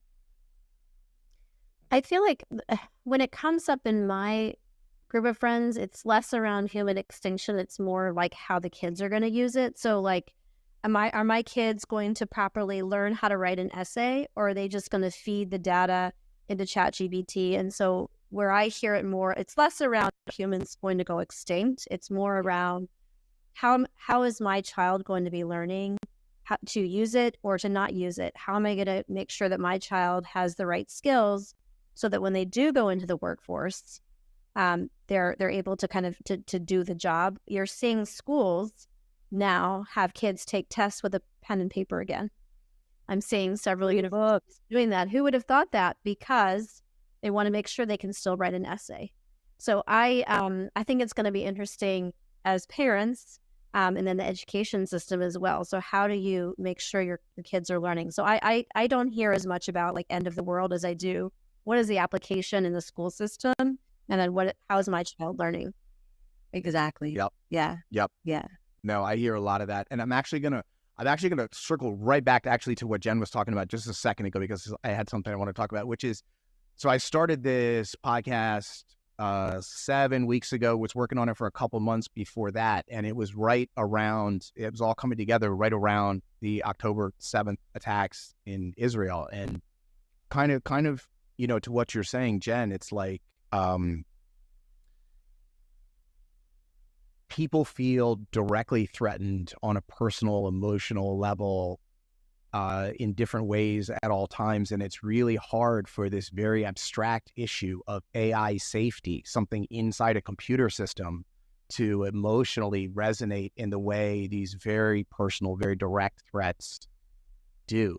And I sort of don't know the way around that. Like, I don't know the way this really amorphous thing can compete with these other causes that are so visceral for people. And I don't know the answer. I'm just putting it out there, you know, and I don't know that there is a good answer. Like I think people that are focused on issues of immediate human suffering and human condition, I can't come in and say, hey, everybody should drop what they're doing and go work on AI safety and forget about anti-Semitism and racism and all the horrible things hate and all of the horrible things on the planet. Like, people working on those causes have to continue. But it's like we as a society have some sort of like limit for cause stuff, and I feel like we're tapped out, and AI is not going to get, you know, the attention that that things that affect people more directly and personally immediately do. Well, then I also think you have to look at the inputs, right, going into AI as well. So you have deeply personal things to people, but people have very different views on things, and you have all those disparate inputs going into generative AI. And so then what comes out of that, I think, is an interesting question. I think AI safety, and I'll just say it, I think it needs a rebrand. I think the term AI safety is boring. I don't think anybody gets excited about it. I don't think they know what it means. It sounds like a safety poll. Like, what? Like, AI safety snoozer. Let me ask this. Show of hands. Well, and I think I'm going to know the show of hands. I think it's me and Stephanie and Crystal and Jen on two sides. Could you actually imagine the end of all living things on Earth? Because of AI or in general? Yes, because of AI. Because of AI. No, I can't. I mean, can't. No, I mean, just because like I know how to use it. Like I know how to use it for like I just know how to be radical with it. And I know the concern is when it starts using itself, right? When it starts recursively improving itself, setting its own goals, becoming its own agent. You know, it goes off on its own and it's no longer checking with us. That to me is very conceivable, if not likely. But how is it going to do it though? Like, and this is where we need to get very specific about the tools. Like, okay, so what tools are we specifically talking about? Like, what AI? Like Midjourney, for instance. Like Midjourney cannot create prompts totally on fine. its own. Not a problem. And anything that's out there that consumers are using is not a problem at all. It's the 1% of the frontier level work that OpenAI, Google, Microsoft, DeepMind, Anthropic are doing that is pushing the frontier boundary of the systems where it starts to recursively improve itself. And nobody knows what happens after that point. Yeah, Crystal. I would say the two things that I think about, I have a hard time thinking humans become extinct. That's like I have a hard time there. Where I can see is questioning what does it mean to be human. And Stephanie and I had a conversation around this because at some point, do we make generative AI so smart or kind of robots or whatever that they become citizens, humans, etc. And then you have a kind of a question on, who makes decisions, right? Because if generative AI keeps getting smarter, then you can see over time humans kind of move into a different role within society. So I can see some interesting things happening if you look into the future of AI becoming human, or how we define human, is one aspect. But the thing I keep thinking that generative AI can do really well more quickly is cause absolute chaos, because you have disinformation, lies, and then you lose trust in society. And once you lose trust in society, that's where a lot of bad things happen. That's where war happens. You have groups of people, again, fighting different interpretations. And so the world I see that's more plausible more quickly is just sheer chaos with disinformation because of generative AI. I don't disagree with any of that stuff. But I just want to pick at it a little bit further, right? So with Crystal and Jen, you guys watched the first episode of the podcast, or that there's this 22-word statement that everybody in AI put out that says that artificial intelligence is an extinction risk along the lines of pandemic and nuclear war, right? And so my question is, if they're saying it, if other people, if the literal people who are making it are saying it, why do you think you and the 99% of the public is like, yeah, but like they don't really mean it? Like they said extinction, but they really meant something else. And I feel like I could be extinct without it. Like who I am as a person, like I could be extinct without it.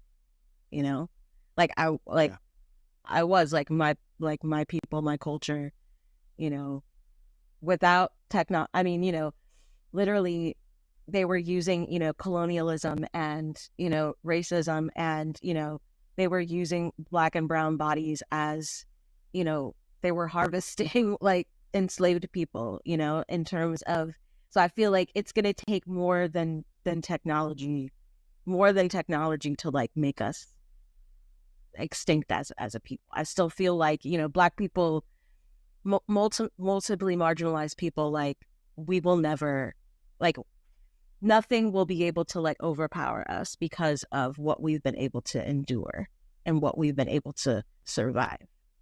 So for me, I'm like, okay, come at me, AI, like, it's just like come at Throwing down she's throwing down the bell. Like come at me, tech bros, like I got you. Like there's no way that you can like completely like erase me, because like I've been through so much more than technology can yeah that's kind of like where I'm at. Yeah, I think it's generally hard to think about existential problems, and it's really hard then to think about existential problems with your kids, like as it relates to your kids, and I love your shirt, Jen, for Raised in Human, and it's like maybe that could be like is it like a combo of raising good humans and just raising, again, if you haven't read Mo Galbraith's book, Scary Smart, she basically told the AI we have now are like toddlers and we should raise them like we raise our kids. So be kind to them. We show them what it means to be a good person. Like, what do we mean when we say a good person, right? What do we mean when we say a good human? And how all the interactions we've had in real life and digitally living to that place. Do we feel sorry? Do we really mean it? Do we try and do better? Like, if that's what I don't know. Like John, even in that book that talks about, like, as humans, we can agree on what it means to be a good human, and then So if we can agree as humans what it means to be good, how are we going to teach a toddler? Maybe though,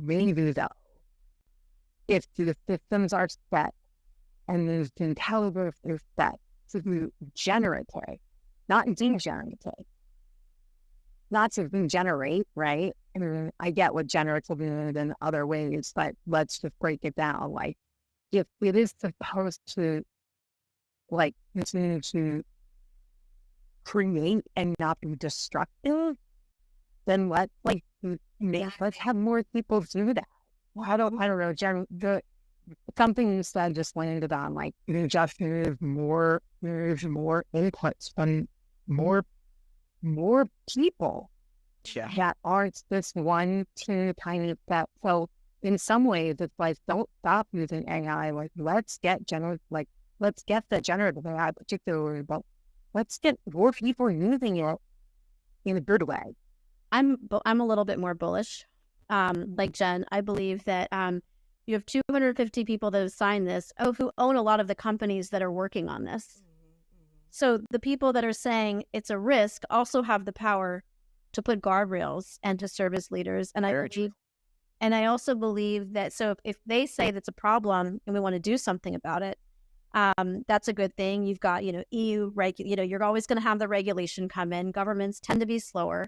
But I do believe you've got people that can stop it. It's in its toddler stage.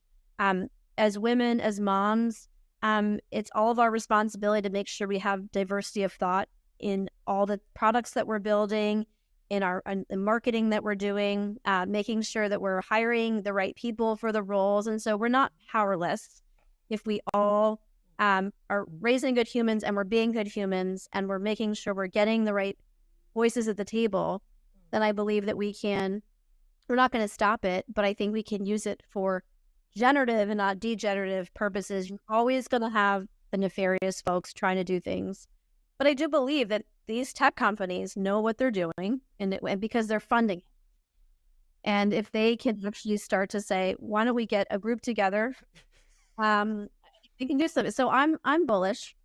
I can see where it can go in dangerous places, but I have to believe that humans can be better, smarter, to solve this. Okay.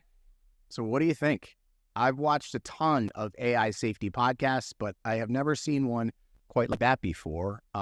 Real quick, I think Stephanie is right that AI safety is the wrong term. It's boring and it's soft. Let's talk about alternative terms to AI safety in the comments. And honestly, I was surprised and maybe even a bit disappointed that all three moms did not fully buy my case, even after having heard it, that human extinction from AI is the most urgent threat we face. I did not fully make the sale. That was a little hard to take, but it's okay. This takes time. Quickly, my own mother, who I love dearly and I think is an incredibly smart woman, watched the first 3 episodes of this podcast and was still telling me she didn't really fully get it. But then after episode 4, she told me it started to make sense. So that's how this is going to go. We, the ambassadors of this message, let us not be discouraged when someone is not immediately convinced of what you're saying. The idea of no life on Earth at all is something that is very difficult to process for all of us, myself included. But if we are to have a chance, if our children are to have a chance, we must go through the process. We must try to save ourselves. Thank you so much for watching. Next week, we're going to start pointing fingers and naming names. I'm ready to blame some people for all this. Our next episode will be called The Top 3 Doomers in AI. And here's a hint, they are not AI safety researchers at all. For Humanity, I'm John Sherman. I'll see you back here next week.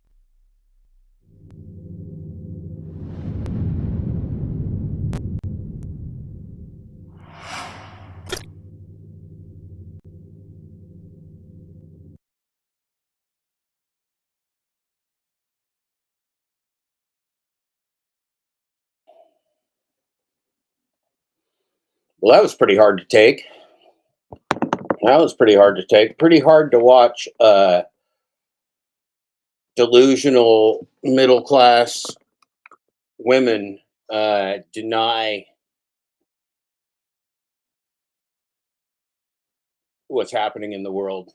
If there's boy, if we thought maybe there are people in the global gig economy fraud, if we thought that maybe app slaves were delusional, app slaves delusions have nothing on the middle class. These people bought the whole. These people are buying the suicide pills.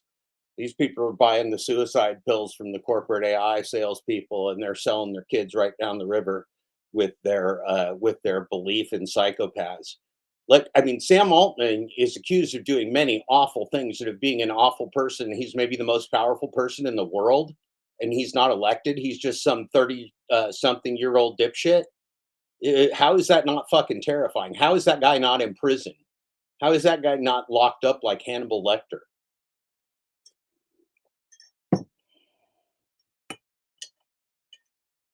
Man, so many delusions. And these ladies have a delusion of safety. America is not safe. Look, the world is blowing up right now, and America is perpetrating crimes around the world. It is only a matter of time before Americans begin to die as well. Americans cannot be left out of the genocide of their nation. Somebody's going to be coming for Americans here, there, or everywhere, because of what's going on right now. The Americans have polluted the world with weapons of war. We've got psychopath baby boomers who believe that war is the solution to the world's problems and have sold us out to the corporatocracy. We live in fascism. People don't want to believe it. People don't want to awaken. They want to believe, these women don't know that they're already victims of AI. That's the thing. They don't know that AI is already being used throughout their economy and throughout the world to ruin the potential for humanity, for all humanity, including their kids. It's pathetic. It's absolutely pathetic. Very, very difficult to watch. Good job, John, of sticking through it. I don't know, man. That's hard to talk to three people that are so slow. I think maybe some of it is similar to what the baby boomers, they just can't comprehend it, and maybe mothers have so much invested. Maybe those mothers with fairly young children have so much invested in their children's future that they're just delusional about the risk. They just can't comprehend the risk to everyone's life, so they choose to ignore it. But they're clearly choosing to ignore it, or they're clearly bought into the system. They're bought into fascism. They're bought into the Nazis. That this is the way to manage humanity, is with inhumanity and computing. AI is not created for any human's benefit. Humans do not need AI. AI is doing the damage and the terror and the genocide on behalf of the corporations and the oligarchs. That's what it's doing now. It's already here. It's already the singularity. John is absolutely right about the challenges of artificial generative intelligence, which is what is maybe here now, I guess, here now with OpenAI and competitors. But they're ignoring the fact that app slavery with corporate AI is already in place. Already insurance companies and the medical industry has been using AI to deny healthcare. Already the insurance industry has been using AI to collude with industry to predate upon the lower classes. Basically, America is at this point cannibalistic capitalism, where the lower classes are being predated upon through artificial intelligence and poverty pimping. It is simply a lie designed to placate people, I guess, until the dying starts, and then they'll forget and we'll start over again. War is always good for business in terms of world economies, and that's why many, including myself, have predicted wars for years. In addition to the fact that we have psychopaths who are invested in the military-industrial complex and in worldwide slavery as the people calling the shots. Every billionaire is a criminal. Every oligarch is a criminal. Every single one of these people are traitors to the human race that have sold out the masses for their personal enrichment. The sports leagues, the pablum, the bread and circuses. How transparent is that now? How many people can be living on the street in tents? How decayed can our cities get? How many services can be shut down? How many businesses can be shut down? How much employment can be shut down with no jobs coming in to replace them before we say this isn't working? This isn't working, and nothing's turning it around. They're not even talking about turning it around. It's not even on the agenda. Turning around mass poverty and app slavery and corporate AI and the predation upon humanity by the few, the very, very, very few at the top, while they build nuclear yachts and nuclear airplanes and doomsday bunkers. It's not a secret. Why are we letting them do this? They're not kings. Why is Jeff Bezos allowed to walk free? Why is Elon Musk allowed to walk free? Why is Mark Zuckerberg allowed to walk free? Why is Sam Altman allowed to walk free? Why are the criminals? Why are the organized criminal masterminds and godfathers of the gig app slavery game allowed to walk free? It's unconscionable. Unconscionable. Absolutely everybody with a brain knows that the entire gig economy is fraud. It's all fraud. It's just rigged markets with AI. And so they're talking about over the years in terms of that we're playing their game. Society is playing their game with lawsuits and 2-year plans and everything else. They're phasing you. They're in the process of phasing you out now. In 2 years, there is no gig economy. There might not be a gig economy in 2 months. We don't know. I mean, look, these things are houses of cards. Uber is pure fraud. DoorDash is pure fraud. I mean, how many ways could we all know that these companies are perpetrating fraud? There is not a legitimate aspect of any gig app business. If they were legitimate, it wouldn't be a gig app. Gig app equals fraud. Gig app equals an isolated, rigged AI environment, which equals corporate fraud. Why is it allowed to happen? Why are corporations, global corporations, allowed to violate every social contract, every standard of work, every standard of ethics, and every standard of business? Ask yourself that question.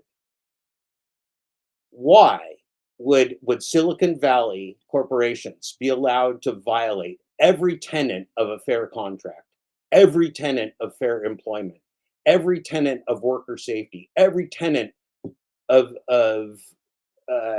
corporate responsibility?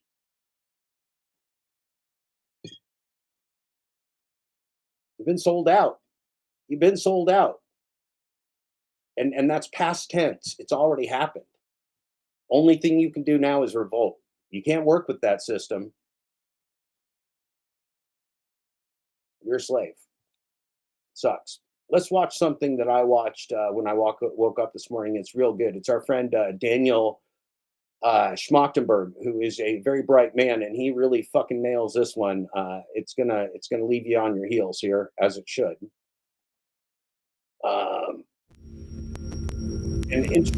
meta crisis. We watched Daniel Schmachtenberger last week in a discussion with some other gentlemen, and boy, he really nails it right here. He's going to talk about it, and it's what I tell you guys. Your money has never been worth less. It could all go poof right now. Everything that we think of as our daily life is an illusion. They have created a red-pilled illusory world for us where oligarchs are kings, where technocrats are genocidal kings, and we're allowing it to happen. We're allowing it to happen. It's a kakistocracy. It's a leadership of the worst people, the worst, most evil people who want you dead, and that is not in any way, shape, or form a conspiracy. There's genocide going on all over the world right now, in active war zones and in other zones and in America.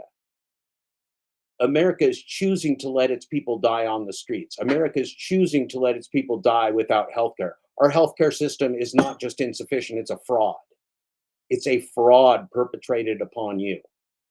The American corporation is a fraud perpetrated upon you. Schmachtenberger, founding member of the Consilience Project, moderated by Nicholas Adelbert, founder of Norskin Foundation. This is fresh stuff. This is 2 months old. You're going to love this. This is incredible stuff. Link will be up here.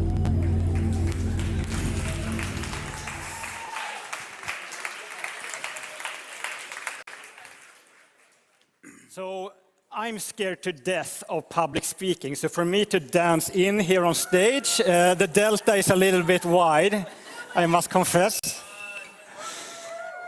Amazing to have everyone here listening in to these very deep, complex, difficult discussions. My name is Nicholas Adelbert, and I was very lucky with my company Klarna with the timing.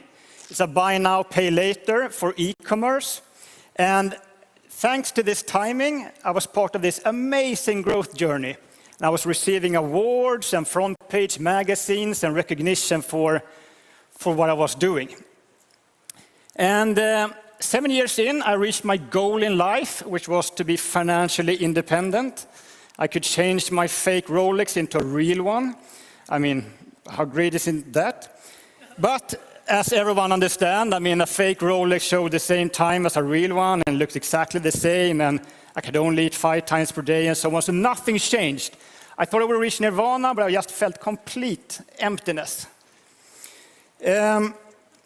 This made me reflect. It made me reflect on what we celebrate in society. And in my vertical of startups, we celebrate unicorns.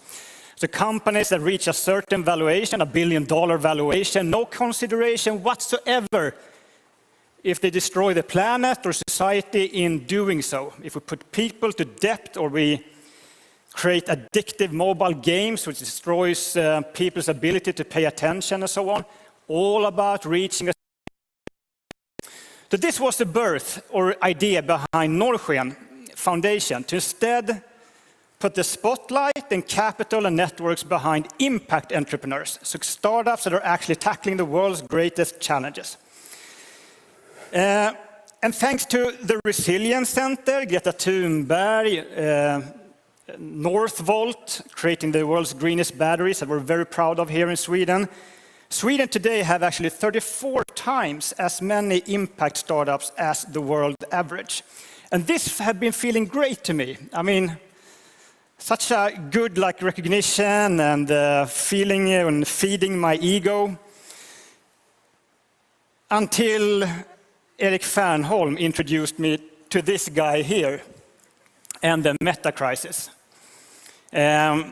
Informing me or pointing at that this embedded growth obligation we have in society, is that really compatible on a finite planet? Northvolt, I mean, if we do produce the world's greenest batteries with green energy, but meanwhile creating an ecological disaster in DRC Congo or Indonesia, is that a sufficient solution? We're coming to him. Or the Jevons paradox that we also talked about. Nate was pointing to that even though we have added so much wind and solar, is still we have a world record of coal consumption. So this is very difficult and complex, and it's obvious that just focusing on impact investing is maybe not sufficient. So, a true honor to have a discussion here with Daniel Schmachtenberger.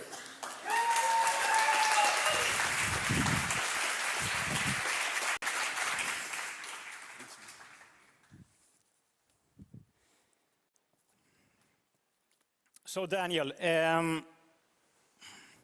where should we start? So maybe if you could give us just a reflection of Impact Week or these sessions we have had here, any like obvious thoughts? You guys don't know that we're completely blind up here. I can't see any faces. It's such a weird experience.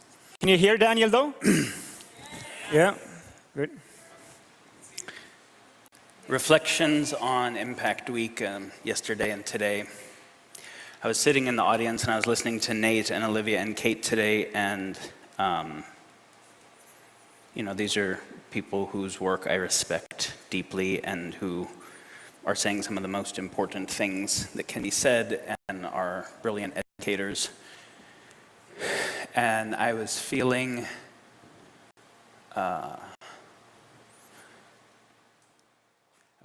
the sense of the recognition that it probably doesn't matter at all.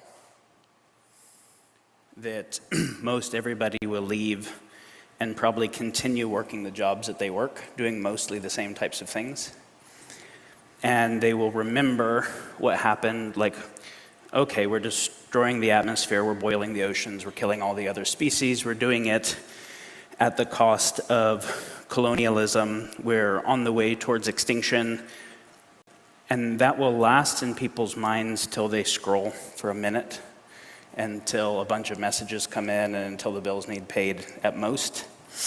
And I'm thinking about the talks that Bohm and Krishnamurti gave in the 80s, saying very similar things about civilization being on a self-destruct path, or that Bucky gave after World War II. And the people who listened earnestly, and everything they were saying has come to pass, and those curves keep doing the same thing. And I was thinking about the Nuremberg trials, where after World War II, when the Nazis were being tried for war crimes, one of the things they were asked was if they believed in everything they were doing. And something like 90% of them said no. At first, they believed the kind of propaganda of the Jewish attack on their population and whatever. But as it got into gassing children, something like 90% of the people who were doing that said, no, I totally didn't believe in it, and I thought it was terrible. And then when they were asked, did you try to stop? They all said no. And they quoted German phrases that translated to something like officer's orders, I didn't have a choice. And I think about all the things that we would consider impact like that was just normal life in Tibet before Mao invaded. When we talk about having a civilization that has deeper consideration for other sentient beings and deeper interiority, and Tibet was pretty great at that, and it didn't lead to their civilization continuing when a more power-oriented civilization wanted to end it. I think about, when we're talking about the impending catastrophes, I think about the 100 million Native Americans that were genocided for my country to exist just a minute ago. And we talk about like the values of Western civilization, but you know, modern democracy in the United States occurred on 100 million person genocide and massive slavery, as well as the destruction of the species. And that genocide was in this part of the exponential curve that is now verticalizing, and people don't have an intuition for how fast it goes from here. And I'm thinking about all of the Chinese soldiers who are going into Tibet, murdering nuns and priests and destroying that culture, and that similarly, they were mostly people who loved their kids and were moral people before being called into that situation. And so I'm thinking about, when I was reflecting, like, what does it take for any of this knowledge to matter? I don't know about the other speakers. I hate public speaking. You were mentioning the fear of it, like this is a miserable experience for me. I feel an obligation to have more people understand more of the situation they find themselves in and hopefully care more deeply. One last thing, and then we'll go back to your questions. I was on a call with a friend the other day who has done very successful work in public health globally. He's a good guy. He's a good guy who is used to working on how to make the world better through institutional means, the United Nations and things like that. And he engaged on some projects that we were working on regarding artificial intelligence risks, which are not obvious on the map shared earlier. The map shared earlier were talking about largely the effect of industrial era tech on planetary boundaries. But industrial era tech gives rise to digital era tech, which moves radically faster, right? When you look at the speed at which GPT got used by 100 million users, or threads then in 5 days getting used by 100 million users compared to how quick it took the steam engine to be used by that many people. But also the impact of it, and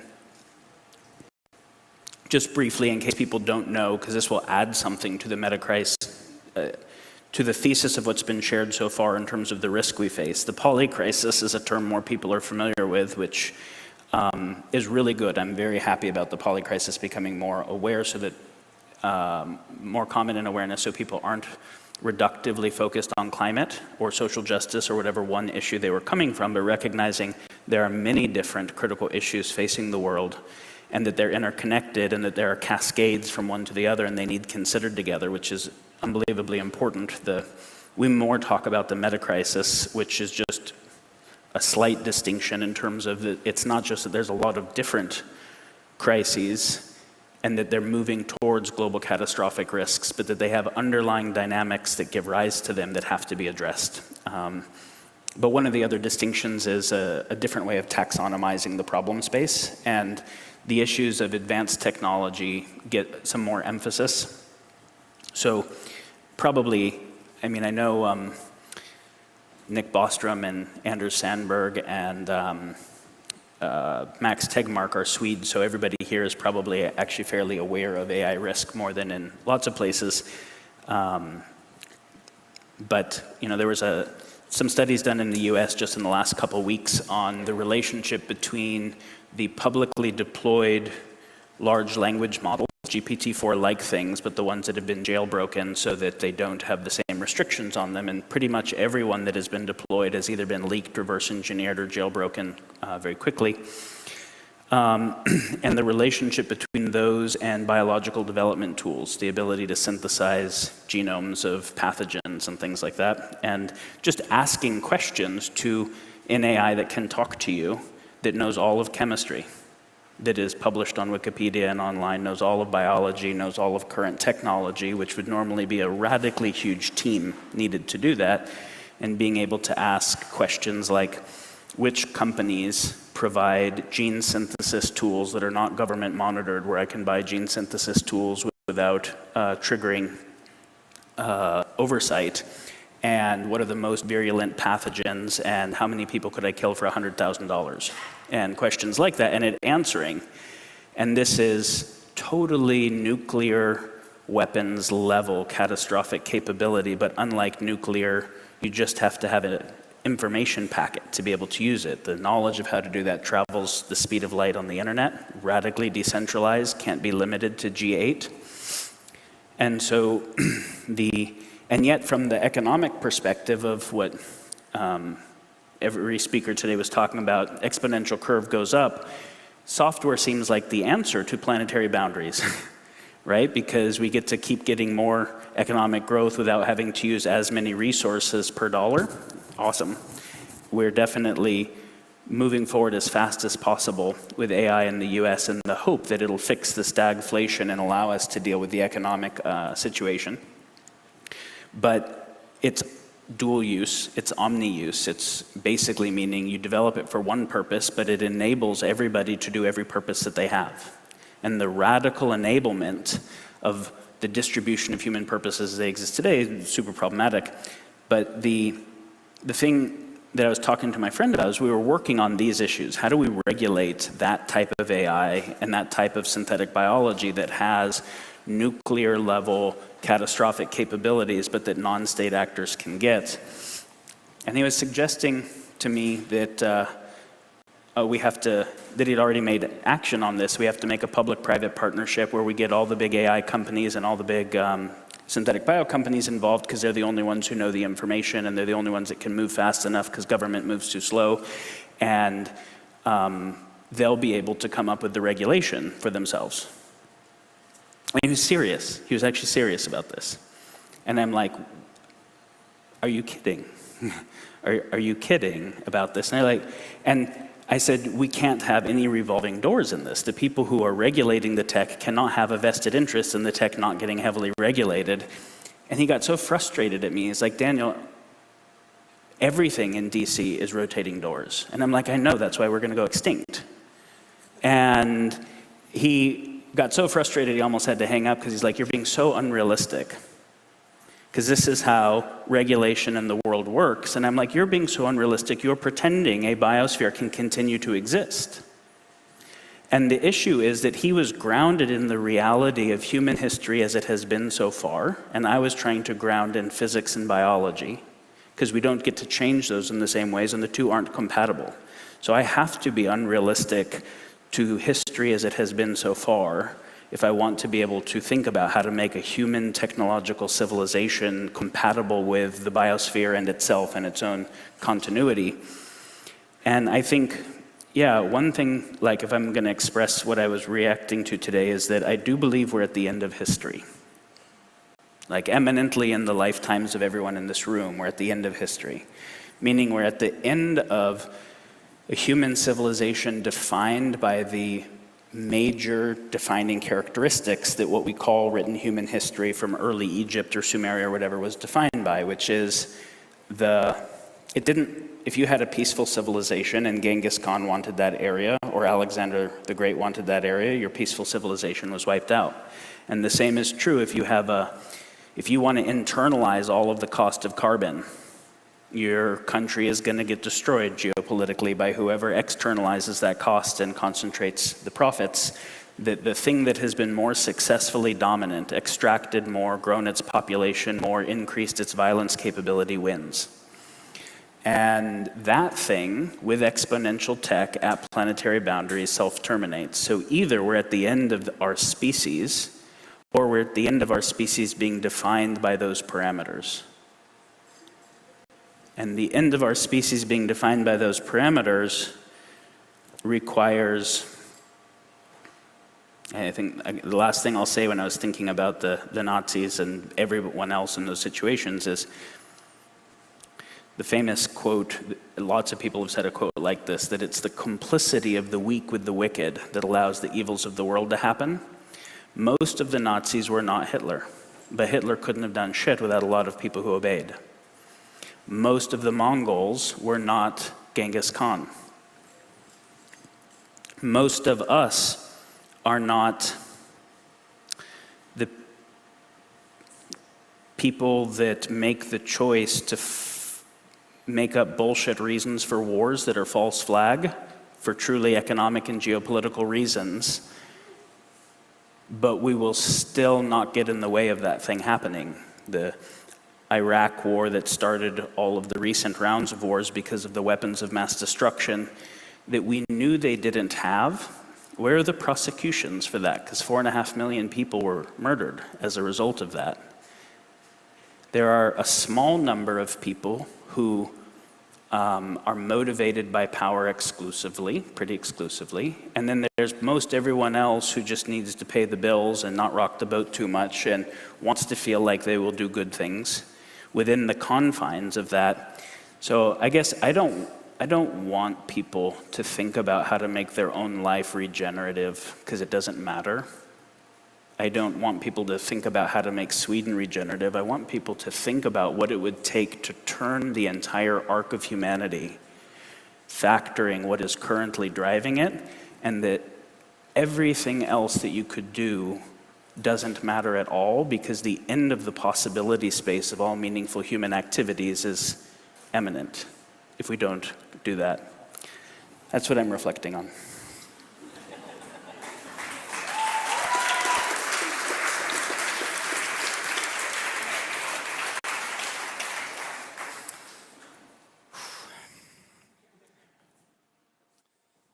Wow, where do we take it from here? Do you think there was any missing perspectives or anything we need to add to the previous models, or do you rather think we should go into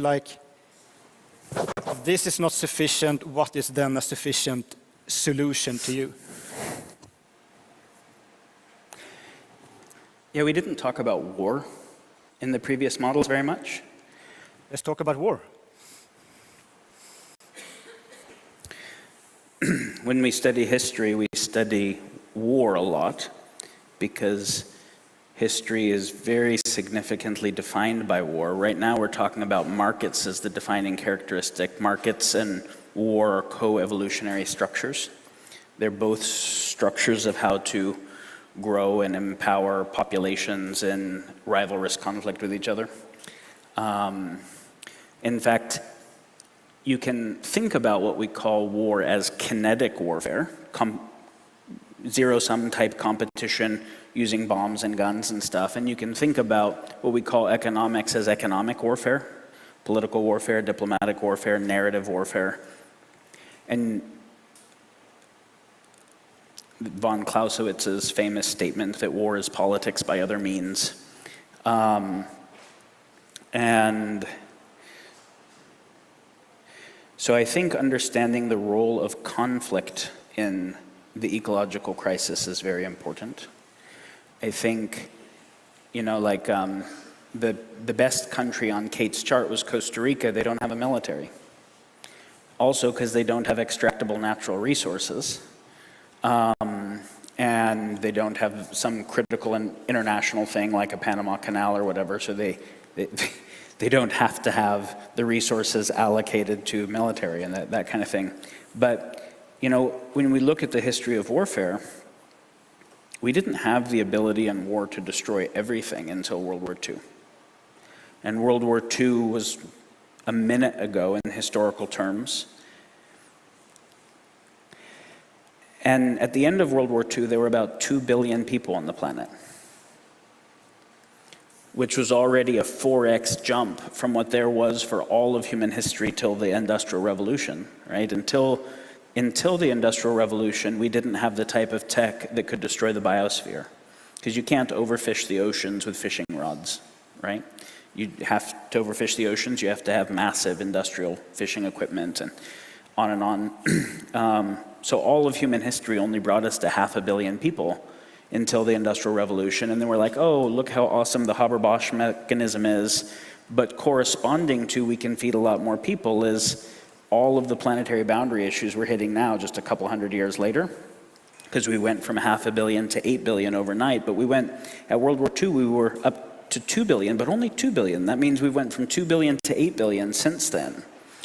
And that's because part of the solution to don't use these nukes was radically grow the economy via globalization. The globalization solution, which was key to the post-World War II, how do we have the superpowers, not war? Because throughout all of history, there have not been long periods of peace where the superpowers don't war, because the superpowers are run by power-oriented people. And who want more stuff, and they get more stuff by taking other people's stuff. And so, but now, with nuclear bombs, we have a war that nobody can win, so for the superpowers to not war, they'll still have proxy wars, which we've had. They'll still have wars on the global south, they'll have wars on the environment, but they can't have a direct kinetic war. And so the answer was, let's connect the whole global system. And there was some brilliance to this through globalization, so that we don't want to bomb each other because we're bombing our own supply chains. You have to think about this when you start thinking about localization. Because if you make things more local and we're not interdependent on each other, we have less disincentive to bomb them, right? So that was one of the reasons for the radical globalization, but it did, of course, create these radically complicated, fragile supply chains where if anything happens and they go down, everybody's fucked. And we saw that in COVID, right? We saw that to stop the travel of the pathogen, fertilizers and pesticides weren't able to move, and you got locusts in North Africa and the Middle East, and you got crop failures in India and like that. But let's radically financialize and deregulate the world so that everybody, and globalize the world so that everybody can have more stuff and the superpowers can have more stuff without having to take each other's stuff, did produce 75 years of non-kinetic war between superpowers with proxy wars the whole time. But it also 4x'd the population, 100x'd the resource consumption per capita of what it was at the beginning of the Industrial Revolution, and developed AI and synthetic bio and cyber technologies and extincted 13 species a day. So when we look at that picture, if we start to degrowth, there are a lot of people who are like, no, I would rather not have less. I'd rather there be less of other people's people, and I think that we can win the war. So one of the challenges to degrowth is that has been the only thing that's the growth equation has been the only thing with these kinds of people and patterns that have prevented World War III kinetically. So we have to factor that. So I think the role of war violence is critical. I think to add to the story, I think the role of advancing tech is critical to add to the story. Because when we're largely looking at the results of the industrial tech that have cumulative effects, the exponential tech allows us to have cumulative effects much faster, but also not just cumulative effects, but radically rapid catastrophic effects. And then we have to look at the underlying drivers. Why can we not stop this thing? Why is it that literally no country, no company in the world wants climate change? Nobody is like, climate change is the world that I want. But we're orienting to it so fast and we can't stop, and nobody can stop it. Because we all want stuff that requires energy that is driving that thing. And nobody wants species extinction, and nobody really wants to live in a world with automated AI weapons, but we're all racing to build them. So what the fuck is actually driving the world to a world that literally nobody wants? I think there's a deeper analysis of that, and the market is a part of it.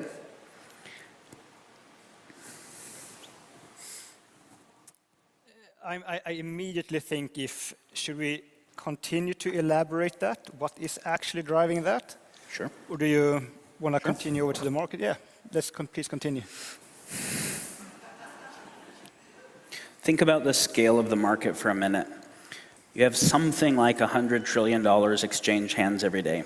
And as has been made clear, all of that involves energy that is involving mining and fracking and extraction and pollution on the other side. It also, even the services sector depend upon products. So all of it has a materials footprint. It all requires central banks. It all requires militaries. Nobody gets to make money in that contract hold without the military that holds the monopolies of violence and everything in place that keeps that economic system going. So all of those dollars, the taxes that they pay and whatever, are supporting that whole system, right? So Norskin is one of the probably larger impact companies around. And if you have whatever, a few $100 million to invest, and we're talking about $100 trillion a day of activity, that is right up at planetary boundaries and at the verticalizing part of the exponential tech curve. How do you leverage any activity to be able to affect $100 trillion a day no longer being harm externalizing? That's a question we have to take really seriously. But so that's the size of the economy today, and it's obviously growing exponentially just to keep up with interest. And if we didn't grow exponentially, you wouldn't keep up with interest. The financial system as we know it would collapse. So we have a financial system that the world how we meet our basic needs depends upon that is so obviously incompatible with a biosphere. What the fuck? We did just do this, so ridiculous. But so what is the market? Think of it as money is a kind of token for value. It's a kind of token for game theoretic optionality, where it has no intrinsic value, but it has maximum optionality to get me any type of value I want. I can get militaries with it, I can get media influence, I can change people's minds, I can get materials. And because I don't know how the environment's going to change, the speed of adaptive response is the most important thing, the OODA loop, the speed at which I can respond to the environment. So I don't want a lot of materials that might become less useful. I want a lot of optionality to have whatever I want, right? And so if you think of money as a proxy for value, but only value that is measurable, extractable, and exchangeable. And all the types of value that on your deathbed you'll really care about are not measurable, extractable, and exchangeable. We'll destroy all those types of value in the pursuit of these types, and we have to because they are, right? And so now think about that as a decentralized incentive system that is incenting all the 8 billion humans to figure out how to get it, because everything else they want requires it, and everything they need to exist requires it, the countries relative to each other, the companies relative to each other, the people relative to each other.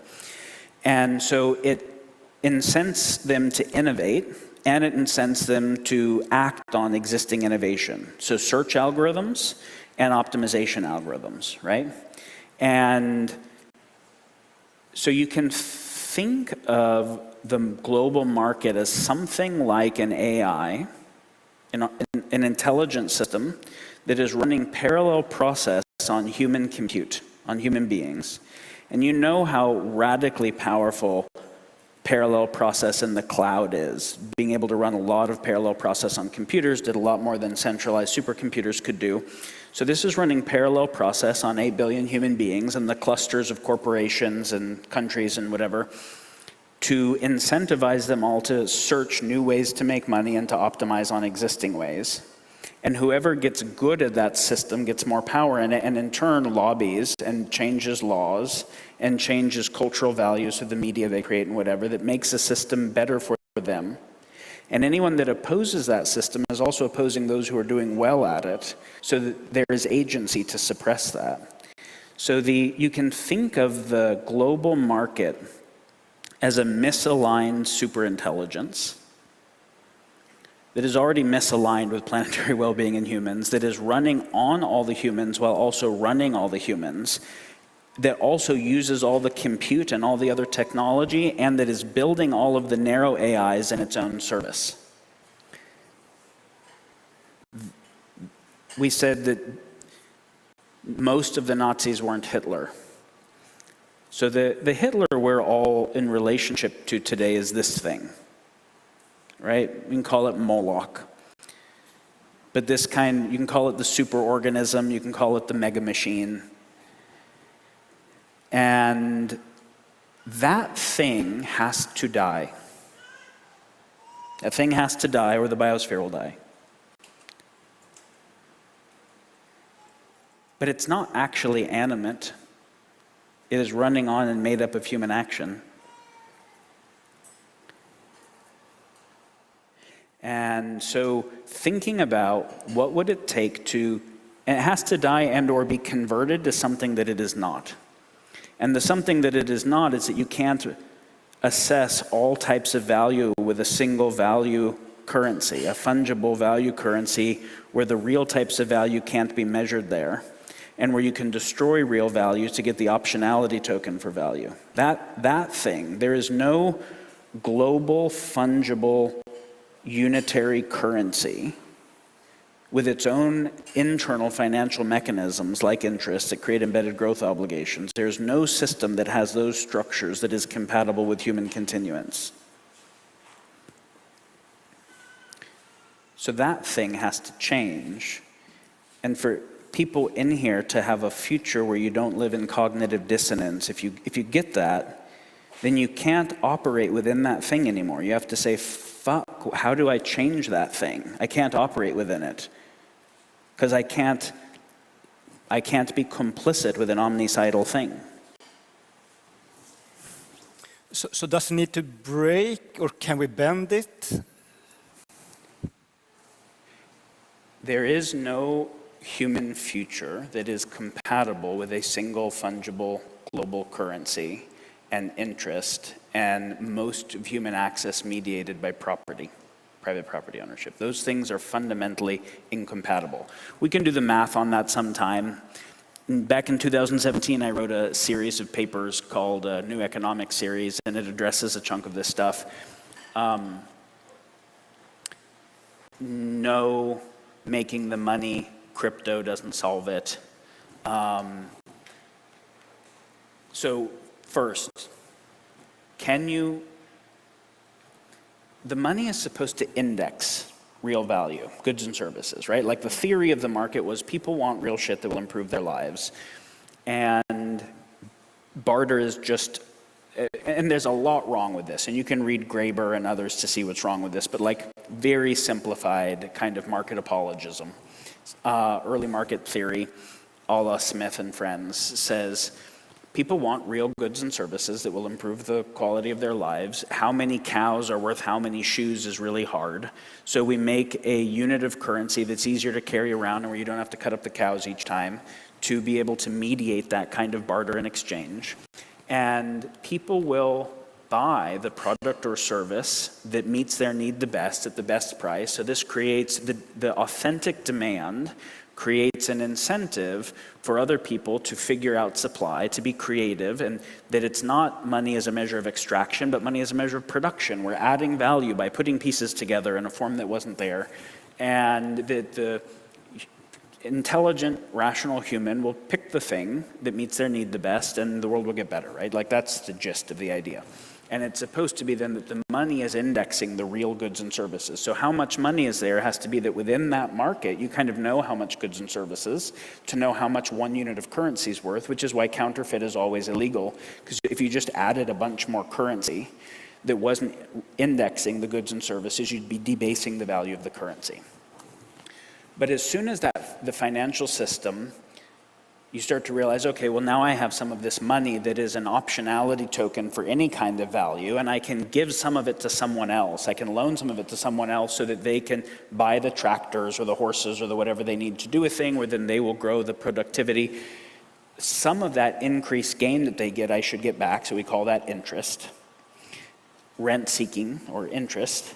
And then now we have a situation where just the reality of interest requires the system to grow the monetary supply. Now, because the population was growing and because we were technologically innovating, the system was growing.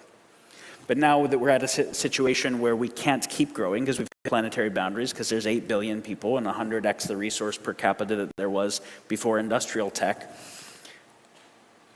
the monetary system still requires there to be 3% more money next year and then 3% more on that, which is a compounding curve which goes exponential. And to not debase the value of that currency, that means you have to exponentiate real goods and services, which means rather than the money following the real economy, it's driving it, right? That embedded growth obligation is totally incompatible with planetary boundaries. So do you have to change financial services to not have an embedded growth obligation? Absolutely. There's a lot of other structures that we can get into that have to change. Now, can we bend, not break? There is immediate work we have to do because we're so near tipping points. We're past tipping points, right? Like, if everybody, probably many people in here saw the article that came out about 6 months ago in the American Chemical Society Journal about PFAS, the fluorinated surfactants in rainwater everywhere in the world. But they are in rainwater, like these fluorinated surfactants, which affect they're endocrine disruptors and carcinogens and neurotoxins. They're in every drop of rainwater all around the world that has been studied, including snowfall in Antarctica. And they're at levels that are above the EPA and EU thresholds.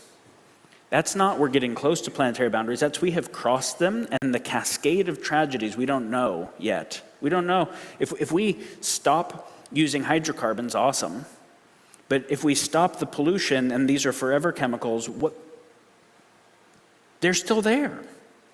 And they're not just affecting the humans, they're affecting the soil microbes and the algae and everything, the gene lines of those things. So we're already past some planetary boundaries, we're near other ones. There's immediate shit that has to happen. We have to use markets and governments and whatever for that, because that's where all the power is. But we have to use them very differently than so we kind of have to hijack them. And so what does that look like? It looks like that the most toxic forms of agriculture that deplete all the minerals in the soil and use pesticides and herbicides, i.e. poison that was designed to kill life, and spray it all over our food and spray it in the ecosystem in billions of tons a year, that shit is subsidized by the governments of the world, i.e. it's not even market competing with regenerative agriculture, it's being subsidized to not even allow fair competition of the other things when it is omnicidal, because it claims it's the only thing that can produce enough food to meet food security for national interests. No, the real reason is because they're fucking better at lobbying than small farmers are. So what's an immediate thing to do? Do you need lobbying? Do you need people who know how to lobby as well as big ag and big pharma and big oil and big tech, who go and lobby for opposite purposes to remove the perverse subsidies that are going to those and move them to the things that would be better, that are still market viable things, so that the market topology changes? A small amount of lobbying money can produce a lot of state money change, which can produce a lot of market change because you've changed the topology of the market. These are examples of not changing the underlying logics of the market, but working with them to change the world in the timely things. I call this triage. And that needs done in a lot of sectors. There's transitional work, which is to make the existing systems less pathological. How do we change? So how Kate's work with the donut would be an example of, insofar as governments start actually forcing monitoring of externalities and making it illegal. So the externalities have to be internalized in the cost equation. That would be a good example. Insofar as they start to change the fiduciary responsibility from profit maximizing to things that are not ecocidal and biocidal and biocidal in the process of economic viability. Those would be transitional. And then long-term is totally rethinking, okay, we know how to split an atom now. Wow, like, go back through the high school physics of how small an atom is. And the fact that we have figured out how to split an atom, to actually how to do fusion, right? How to do this at the level of the nucleus of an atom. And we know how to modify genomes of species and make new synthetic life that never existed before.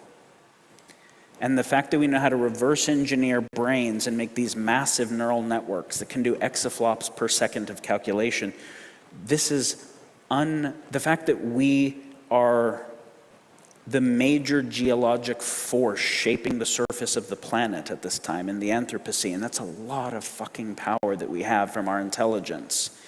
To think through, what would it mean for our species to be wise enough to steward that power safely? What kind of civilization, what kind of economic system, what kind of governance system, what kind of education system, what kind of religious systems of conditioning the sacred and meaning are necessary to be able to steward the power of synthetic biology and artificial intelligence and nuclear tech and globalized supply chain industrial tech, to steward that safely? That's the long-term work, but that we don't get time to do if we don't do these other things. We only have 8 minutes left, so I guess it's like a third question we can fit into that.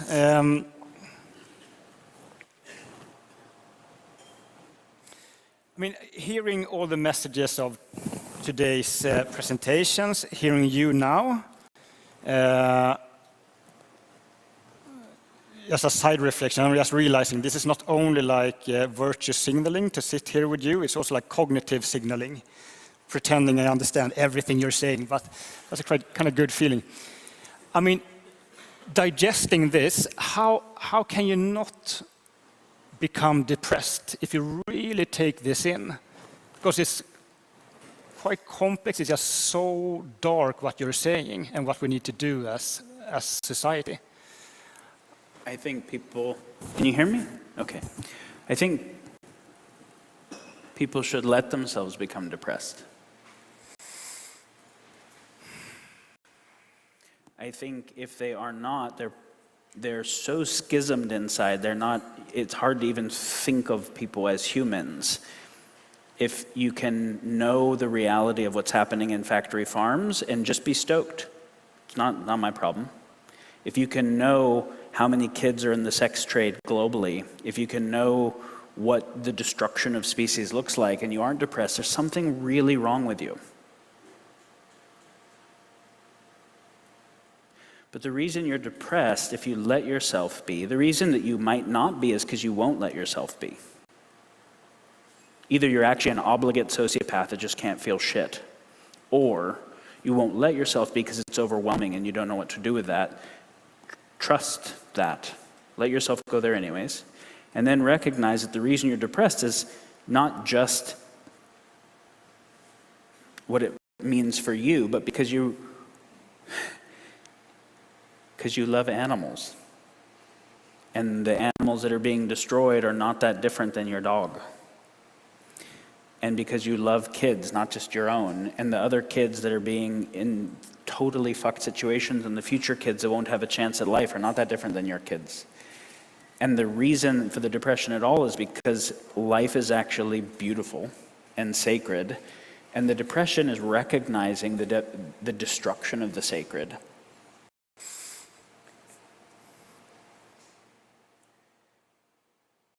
But then there's like, okay, well, I'm here. And I have some agency, I have some capacity. I can do something about it. I don't know how to yet, but I'm not going to let myself do anything other than figure out how, and then act on that, and then when it's insufficient, figure out how.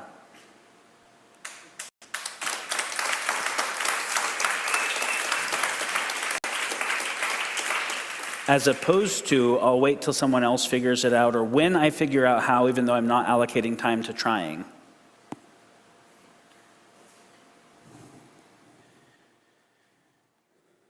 So, yeah, I want people to feel the depression and the outrage and the fear, because it means that they are not just deadening themselves and fragmenting inside. And then I want them to not allow themselves the cognitive dissonance to forget and just care more about the messages that came in today that totally don't fucking matter in comparison. And then I want you to realize that you can't focus on the bad guy over there. And then you also can't let yourself stop or not act because you don't know how, but you also can't act doing things that you know won't work, so you have to learn. You have to try to figure it out and talk to other people that are. And then recognize that if life was not actually beautiful, meaningful, and sacred to you, you would give no shits at all that it's being destroyed. And so don't act out of anger, depression, and fear. Act out of that sense of the sacred, and that you are in service to a life that is beautiful, to a life with a capital L, a world that is beautiful, and that you're at a time when there is a higher possible consequence of your action than there has ever been for humans. And there is an obligation in that, and there is a meaningfulness in that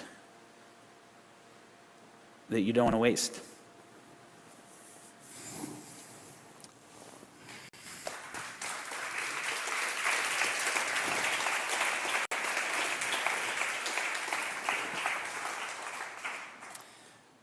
Final 2.5 minutes. Any final words that you want to share with us? Anything that you think we have missed? Any call to action for all of us? Yeah. Super highly skilled and capable and people here with a lot of agency. Yeah. I'm reminded of the the Krishnamurti quote that being well adjusted to a profoundly insane society is not a good measure of health, good measure of mental health. It will seem like I'm trying to radicalize you, and I am, but I'm not trying to radicalize you. I'm trying to talk about the only thing I feel is sane at all in a world that is completely batshit crazy. And then I don't want to moralize you uselessly, so you just kind of feel bad on your way to bed while continuing to do the same shit. So the question I was talking about at the beginning of how does any of this matter, a practical thing, I would say, is that your social media feed will continue to show you the same shit, and your bills will continue to call at you, and your media will continue to show you all the things that it does that are all wrong, and your existing obligations will continue to push on you, and that you will not be able to counter that by memory and will alone. You will have to change the feed of what's coming into your awareness, where this comes into your awareness every day. So put Nate's podcast, put the work of the other people that are waking you up or reminding you of things you know, put that on your daily feed somehow. Because the whole we are the average of the 5 people we spend the most time around, our consciousness is influenced by what we're paying attention to.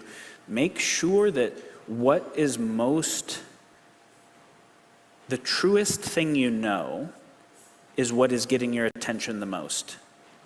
Change who is around you and change the information feed coming to you such that what is most true and meaningful is what you're getting reminded of the most. If you can, like literally tonight, start thinking about who you know that reminds you of these things that you can start spending more time around and send them messages, what things you can delete off your phone, what social apps you can just delete, what new ones you can add, like that's a practical thing that you are, that what is conditioning your consciousness continuously is aligned with what is most real. Daniel Schmachtenberger, thank you so much.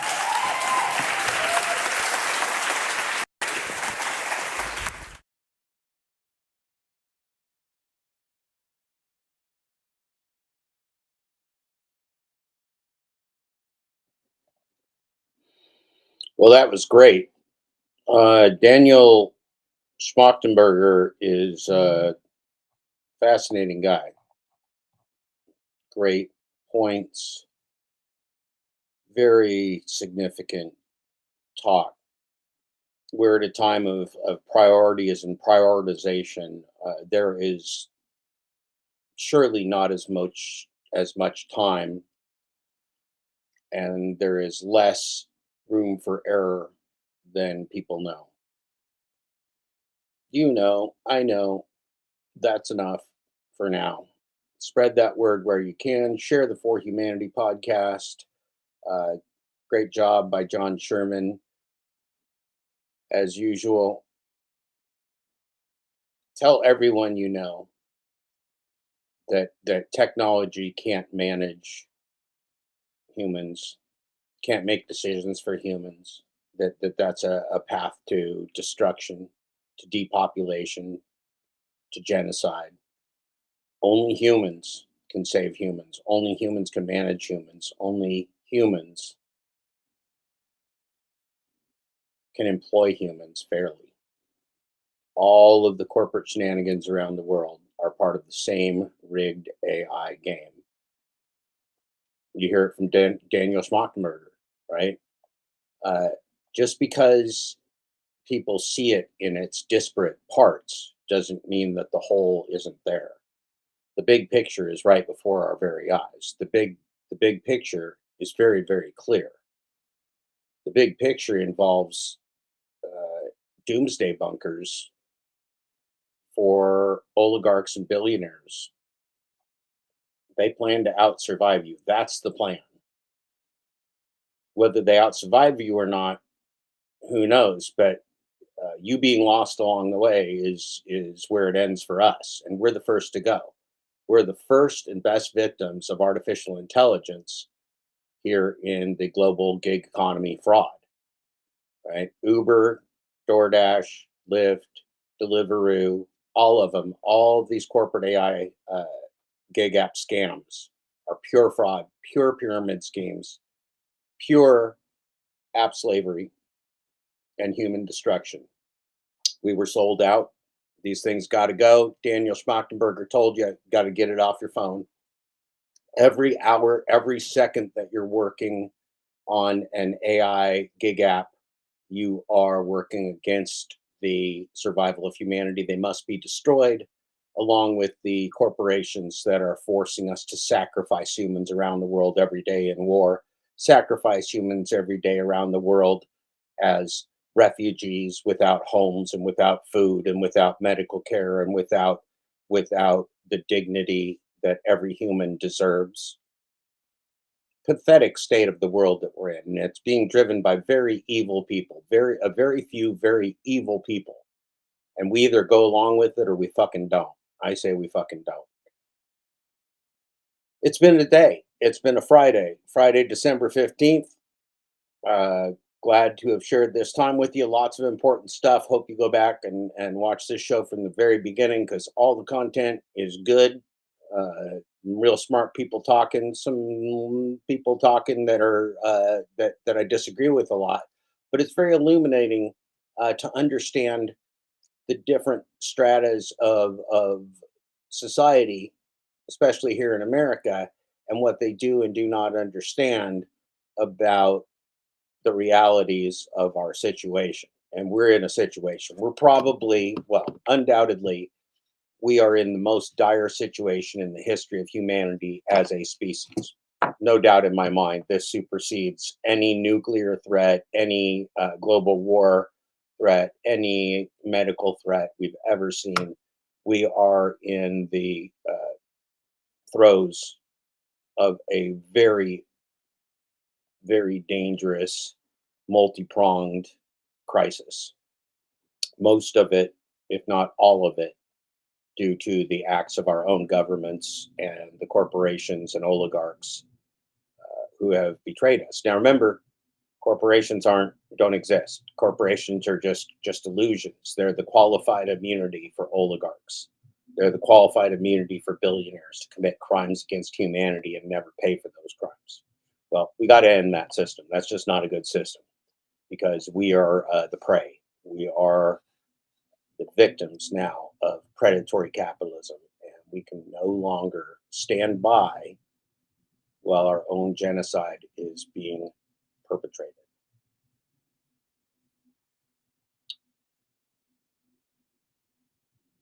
Enjoy the rest of your Friday. It's December 15th, 11:02 a.m. Pacific Standard Time. That'd make it 2:02 p.m. Eastern Standard Time. This has been Surviving AI with JTB. That's me. Toys for Twats, Singularity sad meals from the Happy Meal purveyor. McDonald's, you can now get yourself an adult Happy Meal for the apocalypse. Thanks for joining me today, and share this with your friends. Share this with everybody you know who needs to awaken to the existential threat that corporate AI and the global gig economy fraud bring to us this very day. A clear and present danger every day, every moment of every day. We are now in a multi-crisis around the world. You got to know it. You got to live it. You got to start taking action. All right, everybody. We'll see you tomorrow.